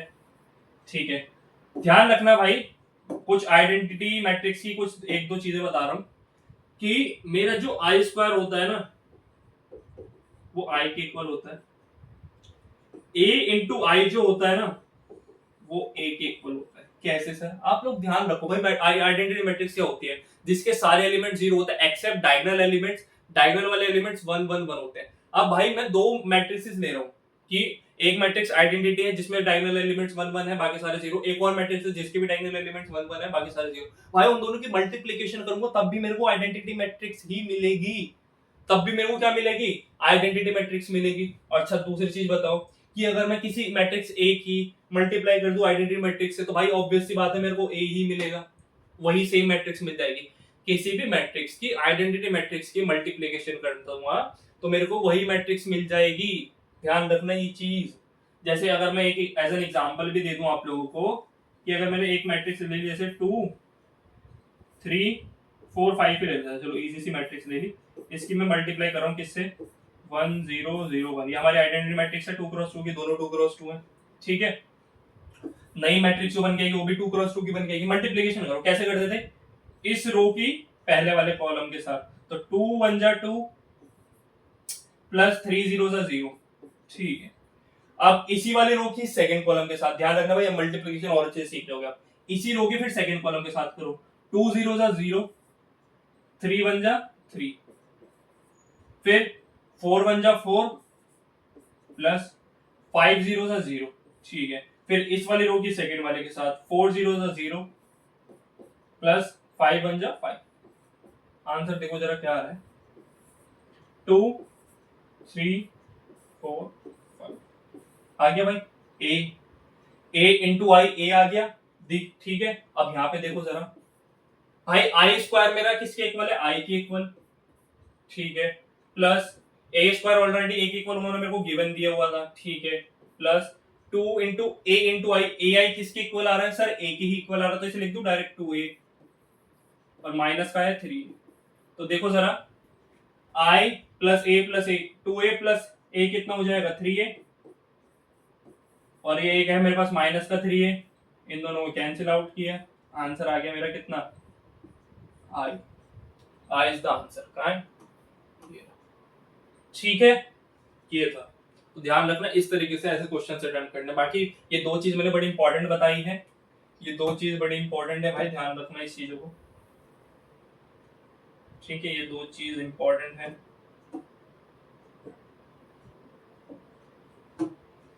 ध्यान रखना, ये आइडेंटिटी मान लो जिस तरीके से आप लोग मान लो, बट याद रखिए। फिर क्या क्वेश्चन है, find matrix A such that this into A is equals to this. अब ये कैसे करेंगे, देखो जरा इस क्वेश्चन में, ये मैट्रिक्स को मैं लेट सपोज इसे मैंने बी मान लिया, इसे मैंने क्या मान लिया, बी इनटू ए, और इस वाली मैट्रिक्स को मैं मान रहा हूं ये सी, ठीक है, जस्ट सपोज किया है कि ये मैट्रिक्स बी है, ये ए है, ये सी है, ठीक है। अच्छा बी का मेरे को जरा वो बताना ऑर्डर क्या है सर, बी का जो ऑर्डर है वो है कितना, 3 रोज है और 2 कॉलम है ना भाई, 3 रोज है 2 कॉलम्स है, तो कितना हो जाएगा 3 क्रॉस 2 हो जाएगा सर, ठीक है, इनटू ए के साथ मल्टीप्लाई करी जो भी मैं मान लो P cross Q is equals to C जो है मेरा उसकी वो भी कितना है 3 क्रॉस 2 है। मेरे को ए का ऑर्डर पहले पता होना चाहिए, उसके बाद ही मैं आगे बढ़ सकता हूँ इस क्वेश्चन में, क्योंकि मेरे को ए ही फाइंड करना, सबसे पहले तो ऑर्डर ही पता होना चाहिए। अच्छा देखो, जब भी भाई अगर मेरे को ना पता है कि मैं इन दोनों मैट्रिक्स की मल्टीप्लाई करके कुछ आंसर लाया हूं, तो ऑब्वियस सी बात है जब भी हम दो मैट्रिक्स की मल्टीप्लाई करते हैं तो क्या देखते हैं कि पहली मैट्रिक्स का नंबर ऑफ कॉलम और दूसरी मैट्रिक्स का नंबर ऑफ रो आपस में सेम होना चाहिए, मतलब पहली मैट्रिक्स का नंबर ऑफ कॉलम दूसरी मैट्रिक्स का नंबर ऑफ रो सेम होना चाहिए, मतलब पी की वैल्यू मिल गई, पी की वैल्यू किसके इक्वल है 2 के इक्वल, पी की वैल्यू किसके इक्वल है 2 के इक्वल, ठीक है सर, पी मिली, क्यू की वैल्यू चाहिए अब। अच्छा एक चीज देखो जरा, जब भी हम दो मैट्रिक्स हमारे इक्वल होती है, जब भी हमारी दो मैट्रिक्स अगर इक्वल हैं तो उनका नंबर ऑफ ऑर्डर कैसा होना चाहिए, और सॉरी ऑर्डर कैसा होना चाहिए, सेम होना चाहिए, ऑर्डर सेम होना चाहिए। मेरे को पता है इसका ऑर्डर, मेरे को पता है पी की वैल्यू 2 है, क्यू है यहाँ पे, और यहाँ पे कितना है 3 है, और इंटू 2 है, तो ऑर्डर अगर सेम होता है, अगर इनका ऑर्डर सेम होता है तो मेरा क्यू भी किसके इक्वल होगा 2 के इक्वल होगा भाई, क्यू भी किसके इक्वल होगा 2 के इक्वल, तो क्यू भी 2 है और मेरा पी भी 2 है, तो मेरा जो ए की जो मैट्रिक्स बनेगी, ए जो मैट्रिक्स बनेगी वो कैसे बनेगी 2 क्रॉस 2 की मैट्रिक्स बनेगी, पी क्रॉस क्यू मतलब 2 क्रॉस 2 की मैट्रिक्स बनेगी, इतना मेरे को पता लग गया। बट अब मैट्रिक्स कैसे बनाऊंगा वो मेरे को देखना है, ठीक है, 2 क्रॉस 2 की मेरी मैट्रिक्स बन जाएगी। अब देखो कि इस क्वेश्चन में हम आगे कैसे बढ़ेंगे, 2 क्रॉस 2 साइड कर ले थोड़ा, यहां कर लो, यहां इसे भी ले आते हैं साइड में, इसे भी यहां लगा। देखो भाई अब ये क्वेश्चन है b इंटू ए, मेरे को क्या चाहिए फाइंड ए मैट्रिक्स फाइंड करनी है, b इंटू ए था, c था यहाँ पे, अच्छा ए मैट्रिक्स निकालनी है तो मैं b को उधर भेज दूं, b को उधर भेज दूं, हाँ b को उधर भेजने से फायदा हो जाएगा ना। अच्छा ये b को उधर भेजूंगा तो b इनवर्स हो जाएगा, वैसे वैसे अभी मैंने इनवर्स वाला पार्ट आप लोगों को समझाया नहीं है, अभी इनवर्स वाला पार्ट आप लोगों को समझाया नहीं है, ठीक है। देखो जरा आगे देखो एक बार, चलो भाई देखते हैं इसे कैसे करना है। वैसे इनवर्स वाला तो अभी आप लोगों को बताएंगे, तो आप लोग इस क्वेश्चन को इनवर्स से करना ही है। चलो देखो दूसरी चीज से और कैसे कर सकते हैं, ए को ना मेरे को पता लग गया कि ए जो है मेरी 2 क्रॉस 2 की मैट्रिक्स है, तो ए के एलिमेंट्स आप लोग एज्यूम कर सकते हो, कैसे sir, A B C D, आप लोग अल्फाबेटिकली कोई भी अपने 4 एलिमेंट्स ले लो, हमें पता है कि 2 क्रॉस 2 की मैट्रिक्स है। अब देखो जरा b इंटू ए है, b क्या है 2 1 माइनस 3 और है 1 माइनस 104 माइनस 104, इसकी मल्टीप्लाई करनी है किसके साथ, ए बी सी डी।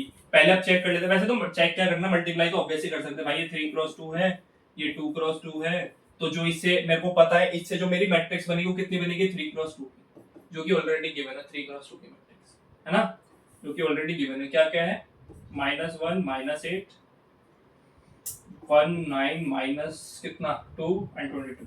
ठीक है, पहले इनकी मल्टीप्लाई करते हैं हम, इधर वालों के नंबर की मल्टीप्लाई। देखो कैसे मल्टीप्लाई करेंगे, कैसे मल्टीप्लाई करेंगे, कैसे करेंगे, इस तरीके से करेंगे। देखो पहली वाली रो, पहला वाला कॉलम, 2 इंटू 8 2a, ठीक है। 3 क्रॉस, तो ये भी 3x2 लिख दो यहाँ पे, 3x2 की मैट्रिक्स बनती है इन दोनों को मल्टीप्लाई, ठीक है। 2 into 8 2a, -1 into c -c, ठीक है। इसी रो की मल्टीप्लाई दूसरे कॉलम से, 2 into b 2b and -1 into d minus, ठीक है। Second row first column, 1 into a 0 into c 0 ही हो जाएगा तो लिखने की जरूरत नहीं है, ठीक है। 1 इंटू b हो जाएगा, 0 इंटू d 0 हो जाएगा, लिखने की जरूरत नहीं। Third row first column, -3 into a -3a and 4 into c +4c, ठीक है। Third row second column, 3 into b -3 into b मतलब -3b हो गया, और 4 इंटू डी +4d, ठीक है। और सर ये जो इक्वल है, ये वाली जो मैट्रिक्स इक्वल है, वो इक्वल है -1 -8 1 -2 9 एंड 22। हमें क्या चाहिए भाई, हमें सिर्फ ए बी सी डी की वैल्यू चाहिए। अच्छा ए की वैल्यू कितनी हो जाएगी 1, हमें भाई ये दो मैट्रिक्स इक्वल है, ये भी 3x2 की है, ये भी 3x2 की है, तो उसके आमने सामने वाले एलिमेंट्स क्या हो जाते हैं, आपस में इक्वल हो जाते हैं। तो ए की वैल्यू कितनी आ गई 1, सर मेरे को ए तो मिल गया 1, बहुत बढ़िया भाई। बी कितना हो जाएगा फिर, सर बी हो जाएगा -2, बी हो गया मेरा कितना -2, ठीक है। अब मेरे को चाहिए सी और डी चाहिए, मेरा पूरा ए की वैल्यू आ जाएगी। अच्छा मेरे को पता है 2a - c जो -1 के इक्वल है, 2a - c जो है -1 के इक्वल है, ठीक है सर, -1 के इक्वल है,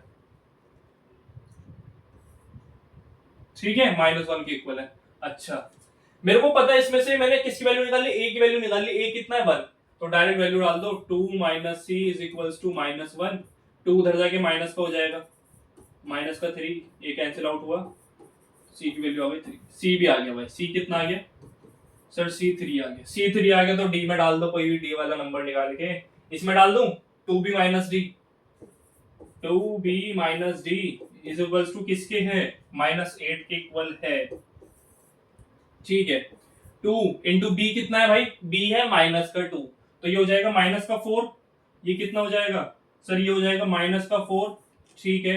-d है = -8 है, -4 उधर जाके +4 हो जाएगा, तो -d = -8 +4 which is equals to -4, minus का माइनस कैंसिल, d की वैल्यू आ गई 4, d की वैल्यू आ गई 4, खत्म। यही तो चाहिए था, ए मैट्रिक्स निकालनी थी, ए के सारे एलिमेंट्स आ गए 1 -2 3 और 4, ए मैट्रिक्स निकालनी थी और ए के सारे एलिमेंट्स आ गए 1 -2 3, सिंपल, ठीक है। समझ आया, ऑब्वियसली भाई मैं समझाऊंगा तो समझ आएगा ही, है ना, मैं समझाऊंगा तो समझ आएगी, ठीक है। आ जाओ आगे। अच्छा इससे पहले ना एक सेकंड रुको, मैं ये सिमेट्रिक, इस क्यू सिमेट्रिक से पहले एक कॉन्सेप्ट बता देता हूँ। एक कॉन्सेप्ट आता है इसमें, transpose of a matrix. Transpose of a matrix,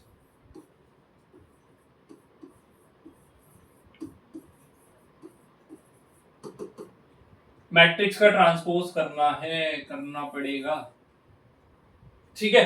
देखो जरा मैट्रिक्स का ट्रांसपोज क्या होता है, कैसे होता है वो देखते हैं। कुछ नहीं होता, just number of rows and number of columns को इंटरचेंज कर दो, रोज और कॉलम्स को आपस में इंटरचेंज कर दो बस। ए आई जे को आप लोग बना दो ए जे आई, कैसे सर, देखो एक मैं आप लोगों को बोलता हूं, एक मैट्रिक्स है 2 3 0 1, ये मैट्रिक्स है 2x2 की, ठीक है जी। अच्छा इसमें कितनी है, 2 रोज हैं और 2 ही कॉलम है, इसे इंटरचेंज कर दो, रोज और कॉलम को आपस में इंटरचेंज कर दो। ये रो है ना, इसे कॉलम बना दो, ये जो रो है इसे कॉलम बना दो, और जो क्या है ये जो दूसरी रो है इसे भी कॉलम बना दो। मतलब देखो कुछ नहीं करना होता, एक सेकंड इसे हटाता हूँ, एक सेकंड रुक जाओ और ऐसे समझाता हूँ। इस टू को पकड़ा, इसे ऐसे मोड़ दिया, मतलब टू, यहां जीरो आ गया, ठीक है, ऐसे मोड़ दिया। इस वन को एज इट इज रहने तो थ्री को इधर ले आओ। ये जस्ट मैंने इंटरचेंज करा एलिमेंट्स, एलिमेंट्स को इंटरचेंज करा, एलिमेंट्स को इंटरचेंज करा। सिर्फ आई और जे को इंटरचेंज करना होता है आपस में, और वो आप लोगों का ट्रांसपोज बन जाता है। इससे समझ नहीं आया, एक और ले लेते हैं। चलो एक अच्छी सी मैट्रिक्स ले लेते हैं हम, कुछ भी ले लें, जैसे 2 1 3 4 -5 7 एंड 6 10 ले लो, और कुछ भी ले लो, चलो वन ही ले लेते हैं। मैंने बोला ये एक मैट्रिक्स है ए, अब मेरे को आप लोग ए ट्रांसपोज दे दो, ए क्या दे दो, ए ट्रांसपोज दे दो, ठीक है। अब इसमें क्या करना होता है, देखो ये मेरा ना एक कॉलम है, ये क्या है मेरा कॉलम, कॉलम को रो बना दो, 2 4 6। सर ये मेरा पहला कॉलम था, मैंने इसे पहली रो बना दी। ये सर मेरा दूसरा कॉलम है, तो इसे दूसरी रो बना दो, 1 -5 एंड 10, ठीक है। सर ये मेरे तीसरा कॉलम है, तो इसे तीसरी रो बना दो। अब समझ में आया, आप समझ में आया होगा। अच्छा इसमें ऐसा क्यों हो रहा है सर कि बस इसमें ये लाइन वाला है, इसे बोलते हैं, अच्छा ये ना आपको आगे जाके एक समझ अलग से एक कॉन्सेप्ट आएगा एडजॉइंट का, एडजॉइंट आता है और ए इनवर्स आता है, जो कि 2x2 के लिए बहुत इजी सा होता है, वो हम डिटर्मिनेंट में भी पढ़ते हैं, तो वो मैं तब बताऊंगा, ठीक है। अभी आप लोग सिर्फ इतना जान लो, बाकी 3x3 में देखना ना, ये भी 3x3 की मैट्रिक्स है और ये भी 3x3 की मैट्रिक्स है। देखो जरा, ये जो मेरी पहली वाली रो थी मैंने इसे उठा के कॉलम बना दिया, दूसरी सॉरी पहला वाला कॉलम था इसे उठा के रो बना दिया, दूसरा वाला कॉलम था इसे उठा के दूसरी रो बना दी, तीसरा वाला कॉलम था तीसरी रो बना दी। जस्ट कुछ नहीं करना, देखो मैंने क्या किया, आई और जे के एलिमेंट्स आपस में इंटरचेंज किया बस, ठीक है। कैसे सर, अच्छा ये मेरा क्या था, अगर मैं इसे देखूं, ये था मेरा A12, अब ये क्या बन गया यहाँ पे, ये बन गया A21 बन गया, ठीक है। ये क्या था मेरा, ये था मेरा A13, तो अब ये अगर मैं इसका ट्रांसपोज निकालूंगा तो ये मेरा कितना बनना चाहिए, A31 बनना चाहिए, A31 बनना चाहिए। देखो इधर A31 पे बैठा हुआ है। इसी तरीके से जस्ट ए आई जे को आपस में इंटरचेंज करना होता है, ट्रांसपोज होता है। अब मैं इसकी लिखवाने को डेफिनेशन भी लिखवा सकता था, बट मेरे को कंफ्यूज नहीं करना है आप लोगों को, इसलिए नॉर्मल डायरेक्ट मैंने क्वेश्चन से दिखा दी, ठीक है। अच्छा अब होती है हमारी ट्रांसपोज की कुछ प्रॉपर्टीज होती है जो आप लोगों को पता होनी चाहिए, प्रॉपर्टीज ऑफ ट्रांसपोज, ठीक है। ट्रांसपोज की कुछ प्रॉपर्टीज आप लोगों को पता होनी चाहिए। कैसे पता होंगी वो, क्योंकि मैं बताऊंगा वैसे पता होंगे भाई, जैसी मैं बताऊंगा। देखो जरा प्रॉपर्टीज,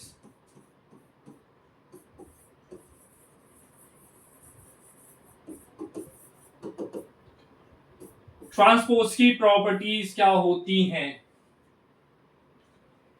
ए, पहले तो एक चीज आपको पता होनी चाहिए कि ए ट्रांसपोज को हम ऐसे डिनोट करते हैं एटी, या फिर एक और तरीका है ए डैश, ये दोनों के दोनों जो है ट्रांसपोज को डिनोट करते हैं ए ट्रांसपोज। अब देखो जरा, ए ट्रांसपोज का ट्रांसपोज जो होता है वो ए के इक्वल होता है। जो बच्चा ही समझ रहा है ना, जो बच्चा ये वाली पहली वाली प्रॉपर्टी समझ रहा है, मैं क्या पुत्र मजा आ गया।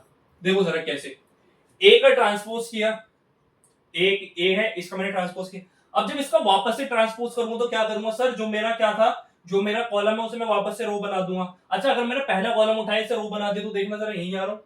सर अगर मैंने दूसरा कॉलम उठाया इसे रो बना दे तो देखना जरा मैं यहीं आ रहा हूं।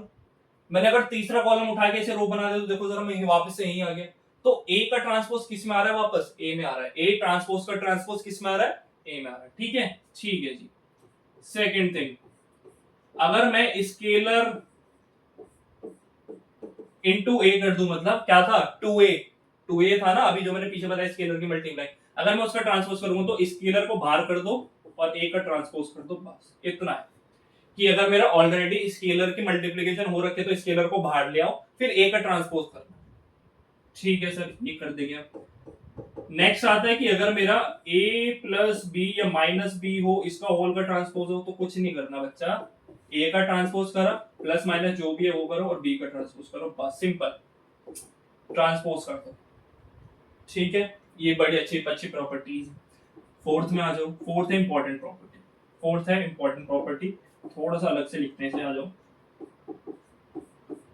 क्या है फोर्थ, कि अगर मैं सर ए इंटू बी का ट्रांसपोज पूछ रहा हूं आपसे, तो क्या होगा बच्चा, ये होगा बी का ट्रांसपोज इंटू ए का ट्रांसपोज। ये है इंपॉर्टेंट प्रॉपर्टीज, कि ए इंटू बी का होल ट्रांसपोज अगर मेरे को दिया हुआ है तो वो होता है B transpose into A transpose. आप लोग ये नहीं बोल सकते कि सर हम इसे A transpose into B transpose भी कर सकते हैं, नहीं, ये मैट्रिसेस है, ये नॉर्मल मल्टीप्लीकेशन नहीं है कि 2 into 3 और 3 into 2 भी सेम होगा, नहीं, ये मैट्रिसेस की मल्टीप्लीकेशन है, ये नॉर्मल एल्जेब्रिकली मल्टीप्लीकेशन नहीं है, ये मैट्रिक्स की मल्टीप्लीकेशन है। तो इसलिए इसमें ए इंटू बी का जो ट्रांसपोज होता है वो पहले बी आता है, पहले बी का ट्रांसपोज करो इंटू ए का ट्रांसपोज करो। तो ये दोनों चीज अलग है भाई, ध्यान रखना, बड़ी इंपॉर्टेंट प्रॉपर्टी है ये, बड़ी ही इंपॉर्टेंट प्रॉपर्टी है। स्टार मार्क लगा लो, जो मर्जी लगा लो, बहुत इंपॉर्टेंट है ये, बहुत इंपॉर्टेंट है ये, ठीक है, इंपॉर्टेंट है, ध्यान रखना भाई। आगे आ जाओ फिर, अब आप लोग आगे बढ़ सकते हो, आगे देखो। अब आता है हमारा सिमेट्रिक मैट्रिक्स और स्क्यू सिमेट्रिक मैट्रिक्स। अब ये क्या होती हैं, अगर मैं बिना ये पढ़े आप लोगों को बताऊं, तो जो सिमेट्रिक मैट्रिक्स होती है ना,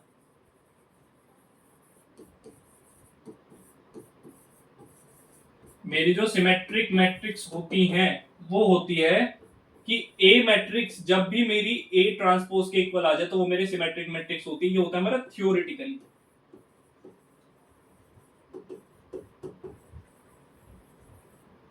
थियोरिटिकली हमारा क्या होता है कि ए जो है, कोई भी ए मैट्रिक्स अगर खुद की ही ट्रांसपोज के इक्वल आ रही है तो मेरा कैसा होता है, सिमेट्रिक मैट्रिक्स होता है।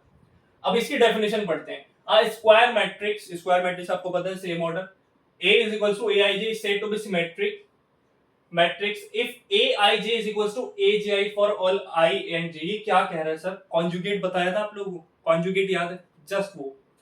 मैं आप लोगों को एक मैट्रिक्स दे रहा हूं जिसमें सपोज कर लो ये 1 1 1 ही है, या कुछ और मान ले, अभी आप लोग इसमें बोल दोगे सर ये तो आइडेंटिटी बना दिया आपने, 2 2 2 ही है, चलो यही होगा, ठीक है।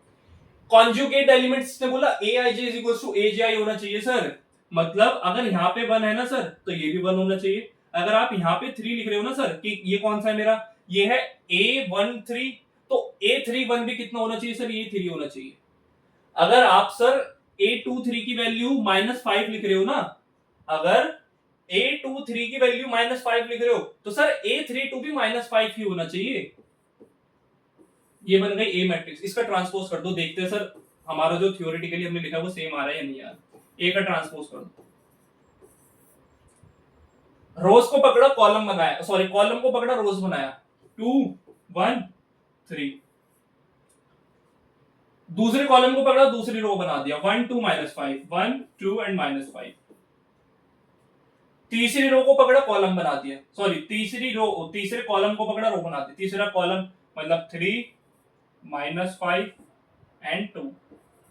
कुछ अलग है इसमें, ए और ए ट्रांसपोज में कुछ अलग है भाई, मैंने ट्रांसपोज कर दिया है, मैंने ए का ट्रांसपोज कर दिया है, बट फिर भी दोनों सेम आ रहे हैं, कुछ भी फर्क नहीं है, ना तो साइन का फर्क है ना ही कुछ भी फर्क है। देखो 2 1 3 2 1 3 1 2 -5 1 2 -5 3 -5 2 3 -5, ये होता है सिमेट्रिक मैट्रिक्स। ये आप लोगों का वर्चुअल वर्जन कि आप लोग जो देख पा रहे हो, और ये होता है उसका थ्योरेटिकल कि, और देखो दोनों चीज मैंने बिल्कुल सही बताई है। अगर आप लोग हमारी इसकी मदद से देखोगे डेफिनेशन के थ्रू, तो क्या बोलता है, कॉन्जुगेट एलिमेंट्स आपस में इक्वल होने चाहिए, कॉन्जुगेट एलिमेंट्स आपस में इक्वल होने चाहिए, हाँ जी इक्वल है, उनका मैंने ट्रांसपोज कर दिया, दोनों मैट्रिक्स आपस में इक्वल आ गई, और थ्योरी भी हमारी यही कहती है कि ए जो है ए ट्रांसपोज के इक्वल होना चाहिए, हमारी सिमेट्रिक मैट्रिक्स बन जाते हैं, जस्ट इतना। जिसने सिमेट्रिक्स पढ़ लिया, ये सीख लिया, तो उसके लिए भाई स्क्यू सिमेट्रिक बहुत हलवा सा बन जाएगा। कैसे सर, देखो जरा,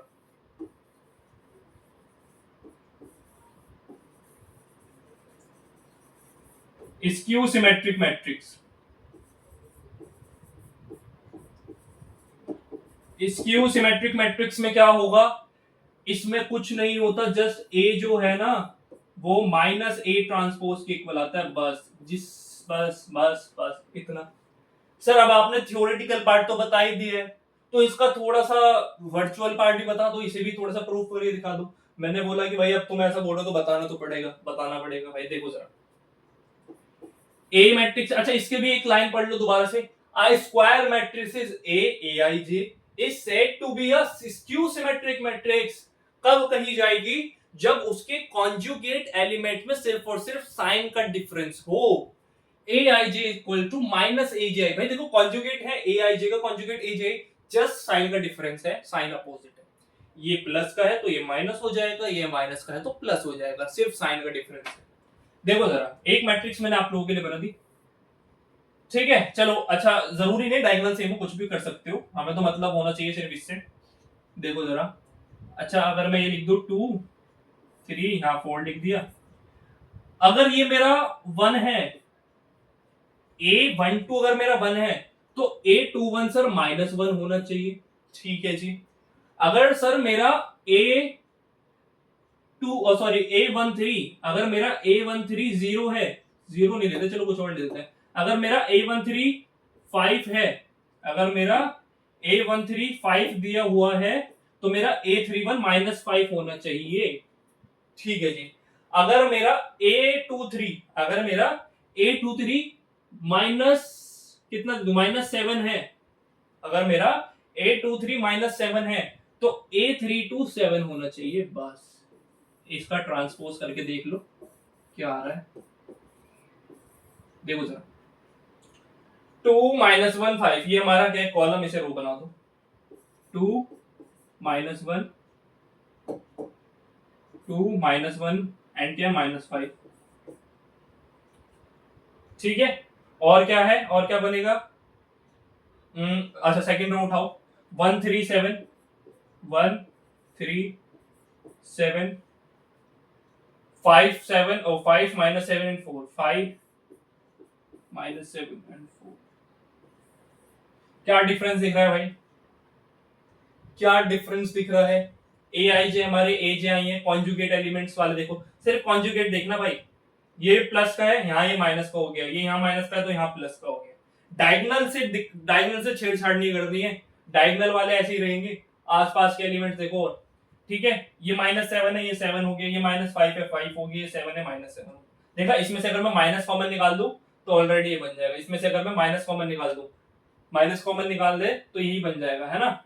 बाकी अगर डायगोनल से तो खैर कोई छेड़छाड़ करनी ही नहीं है। तो देख रहे हो आप लोग कि ए जो है, ए किसके इक्वल आ रहा है? माइनस ऑफ ए ट्रांसपोज के इक्वल आ रहा है। किसके इक्वल आ रहा है? माइनस ऑफ ए ट्रांसपोज के इक्वल आ रहा है। इसमें से चाहे माइनस कॉमन निकाल दो, ये एक काम करूं, माइनस कॉमन ही निकाल देता हूं, मैं इसमें से माइनस कॉमन निकाल रहा हूं, तभी बन जाएगा आप लोगों के लिए।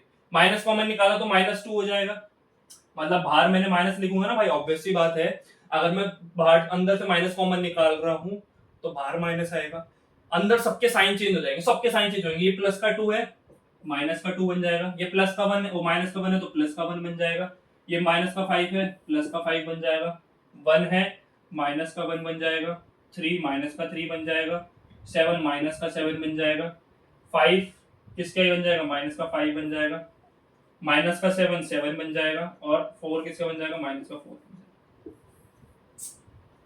देख लो, ए और ई ट्रांसपोज माइनस सेम है, बस माइनस का फर्क आ रहा है, यही होता है सिर्फ माइनस का चेंज, सिर्फ माइनस का चेंज। और देखो सिर्फ डायगोनल, बाकी सारे कॉन्जुगेट एलिमेंट्स देखो सारे सेम है, और डायगोनल्स का डिफरेंस मत मानना, डायगोनल्स है बस, डायगोनल जो मैंने शायद मैंने गलत ले ली होंगे, डायगोनल वैसे तो सही है डायगोनल्स भी, बट देखो कॉन्जुगेट एलिमेंट सबके सेम है, -1 5 है, ओ सॉरी -1 1 है, -1 1 है, ठीक है। और क्या है? चलो भाई इसमें अच्छा एक चीज देखना, अगर इसमें डायगोनल से 0 हो जाए ना मेरे सारे, तब भी आंसर आ जाएगा। डायगोनल वैसे सिमेट्रिक, स्क्यू सिमेट्रिक में डायगोनल सारे 0 होते हैं, सारे डायगोनल 0 होते हैं, तब देखो आंसर मेरा बिल्कुल करेक्ट आएगा। स्क्यू सिमेट्रिक में डायगोनल एलिमेंट मेरे कैसे होते हैं? 0 होते हैं, डायगोनल एलिमेंट सारे कैसे होते हैं? 0। और देखो अब मेरा ए किसके इक्वल आ रहा है? ए ट्रांसपोज ऑफ माइनस के इक्वल आ रहा है, ए मेरा इक्वल आ रहा है, ये भी ए है, ये भी ए है, बस इसके बाहर माइनस है।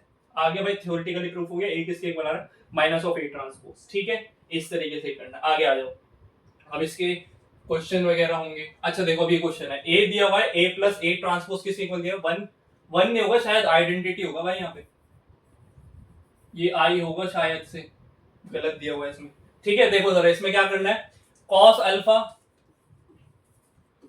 अल्फा है, डायरेक्ट निकाल दो इसका इनवर्स, सॉरी इनवर्स बोल रहा हूं, क्या निकालना है इसका? ट्रांसपोज निकालते डायरेक्ट। ट्रांसपोज क्या होता है? रो को उठाया कॉलम बना दिया, तो कितना बन जाएगा कॉस अल्फा, और यहां पे आ जाएगा साइन अल्फा। कॉलम को उठाया रो बना दिया, माइनस साइन अल्फा और कॉस अल्फा। ये हो गया मेरा ए ट्रांसपोज, ए ट्रांसपोज। ठीक है, इसको ए के साथ ऐड करना है, प्लस करना है, किसमें ए का एडिशन करना है। क्या है ए मेरा, ए को एज इट इज उतार दो, cos alpha minus sine alpha, और यहाँ पे क्या है साइन अल्फा, यहाँ है कॉस अल्फा। ठीक है, ये हमारा क्या होना चाहिए, आइडेंटिटी मैट्रिक्स होना चाहिए। देखो जरा, कॉस अल्फा और कॉस अल्फा क्या बनता है, 2 कॉस अल्फा बन जाएगा। ठीक है sir, sine alpha minus sine alpha 0 हो जाएगा।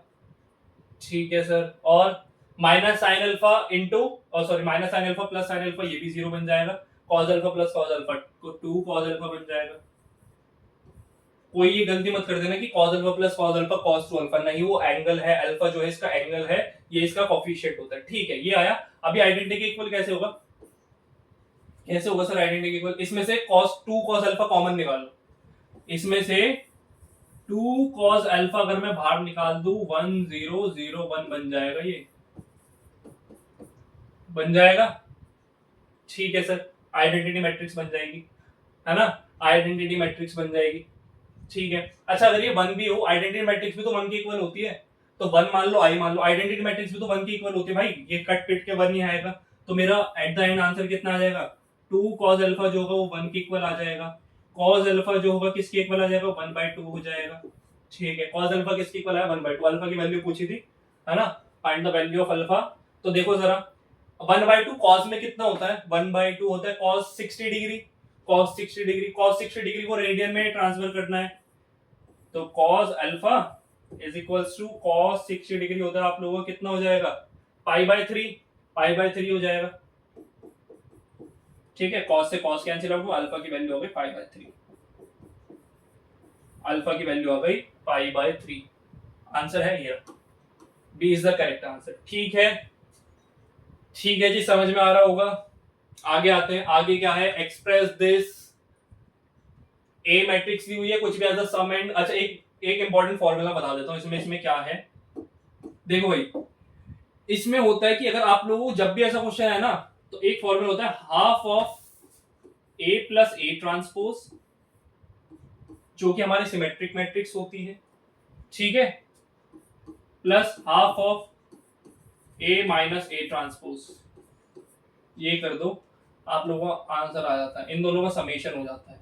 भाई ये मेरे को पता है ना, ये कैसा होता है, ए प्लस ए ट्रांसपोज और ए माइनस ए ट्रांसपोज। माइनस क्यों सर, क्योंकि माइनस सिमेट्रिक, स्क्यू सिमेट्रिक में माइनस लगता है ना, स्क्यू सिमेट्रिक में माइनस लगता है। तो ए दिया हुआ है, ए ट्रांसपोज निकाल लो, express the matrix A as the sum of a symmetric and a skew symmetric matrix, इन दोनों का सम कर देना, करना पड़ेगा क्या, ए ट्रांसपोज निकाल देता हूँ मैं, आगे आप लोग भी कर सकते हो इसे। ट्रांसपोज अगर इसे करना है तो ये हो जाएगा 2 7 1, पहली वाली रो कॉलम को मैंने रो बना दिया। ठीक है, दूसरे कॉलम को दूसरी रो बना दो, 4 3 -2। ठीक है, फिर तीसरा कॉलम को थर्ड रो बना दो, -6 5 एंड 4। ठीक है, ए ट्रांसपोज हो गया, ए से प्लस करके हाफ कर दो भाई, ए का समेशन भी कर दो इसमें। ए कितना है हमारा, 2 7 1 4 3 -2 इन -6 5 4, इनका समेशन करोगे कितना आ जाएगा, 2 + 2 4, 7 + 4 कितना हो जाएगा 11,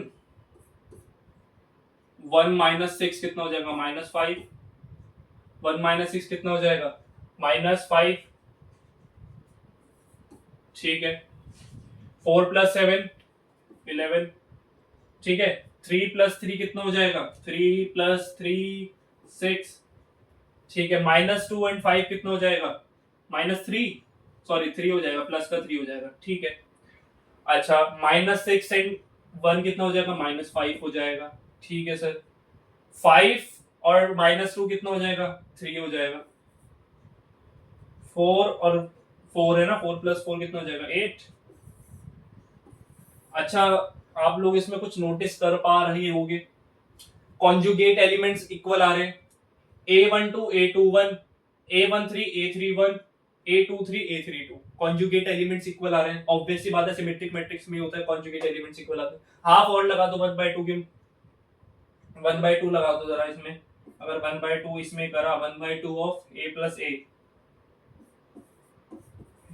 प्लस A ट्रांसपोज कितना हो जाएगा भाई, ये हो जाएगा आप लोगों का 2, ये हो जाएगा 11/2, ये हो जाएगा -5/2, यहाँ पे भी 11/2, देन ये 3 हो जाएगा एंड ये हो जाएगा 3/2, यहाँ पे -5/2, this is 3/2 and this is 4। बन गई भाई सिमेट्रिक मैट्रिक्स, अभी भी सिमेट्रिक बन गई, हाफ करना होता है, फिर इसका जस्ट इससे एडिशन कर देना। मैंने half of A plus A transpose निकाल दिया, आप लोगों को जस्ट इतना करना है A minus A transpose easily आप लोग निकाल लोगे, कुछ नहीं करना, इसमें माइनस करोगे और हाफ लगा देना, फिर उन दोनों का ऐड कर देना, एक्सप्रेस हो जाएगी मैट्रिक्स इस तरीके से। ठीक है, आई होप समझ में आ रहा होगा। अच्छा बोर्ड्स में आप लोग प्रॉपर, अभी भी बोल रहा हूँ कि ये क्वेश्चन ऐसा नहीं है ये 1-2 मार्क्स का हो, ये क्वेश्चन मैक्सिमम 4 मार्क्स तो कंटेन करता है। ठीक है, 4 मार्क्स तो ये मैक्सिमम कंसिस्ट करेगा ये क्वेश्चन।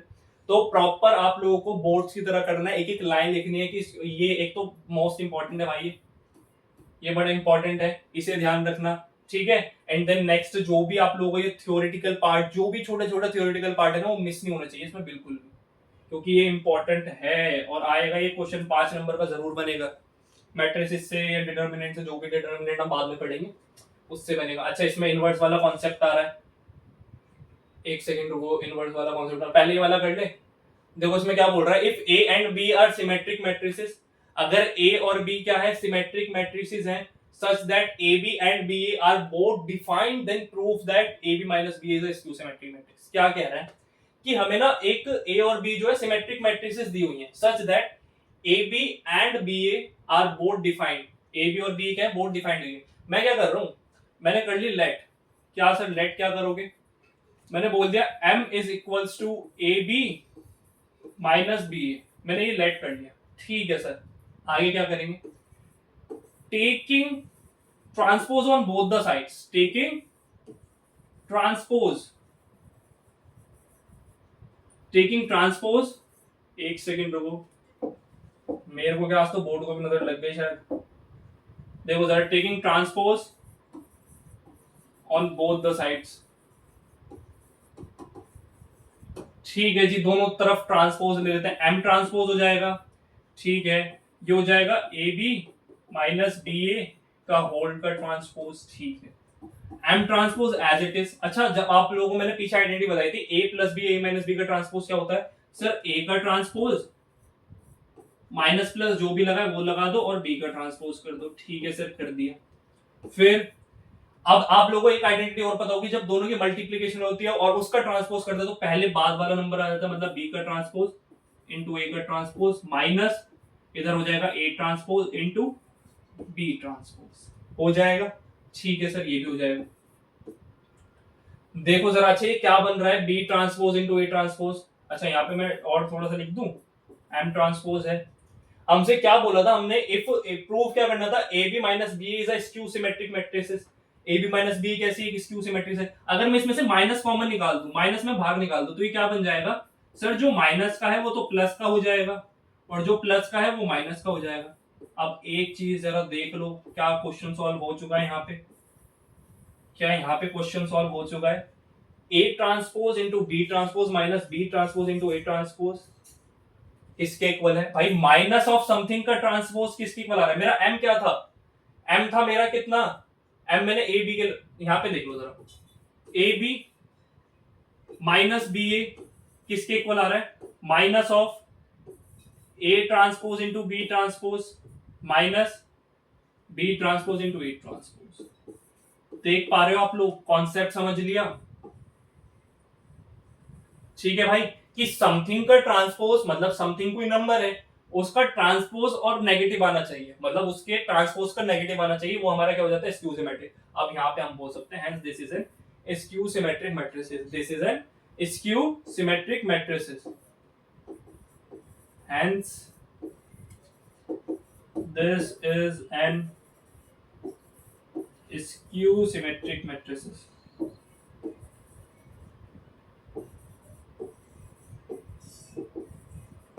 ठीक है, ठीक है जी। बस इतना ही था उस क्वेश्चन में, और कुछ नहीं था। अब एक वैसे तो ये उसके ऊपर क्वेश्चन है इनवर्स के ऊपर, ठीक है। इनवर्स का वैसे मैं ज्यादातर यूजुअली जो केस है ना, इनवर्स हमारा एग्जिस्ट करता है डिटर्मिनेंट में। Matrices and determinant correlated chapters है।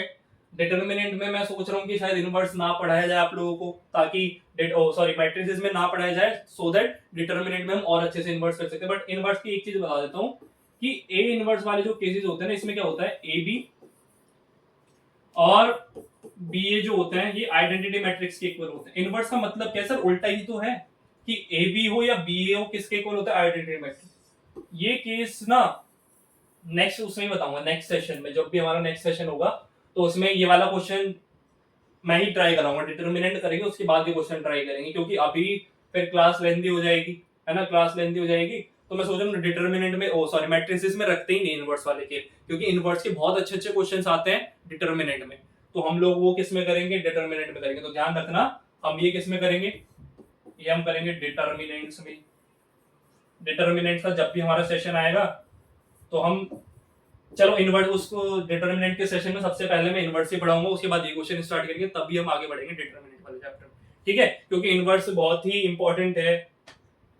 बाकी ये सेशन कंप्लीट हो गया भाई, ध्यान रखना, है ना, सारे क्वेश्चंस हम लोगों ने सभी कर लिए हैं, ठीक है, सारे क्वेश्चंस हो गए हैं, पूरा चैप्टर हो गया, मैट्रिसेस कंप्लीट हो गया, सिर्फ एक इनवर्स वाला पार्ट है वो हम डिटर्मिनेंट में कवर अप कर लेंगे। सो तब तक के लिए थैंक यू भाई, thank you for the love.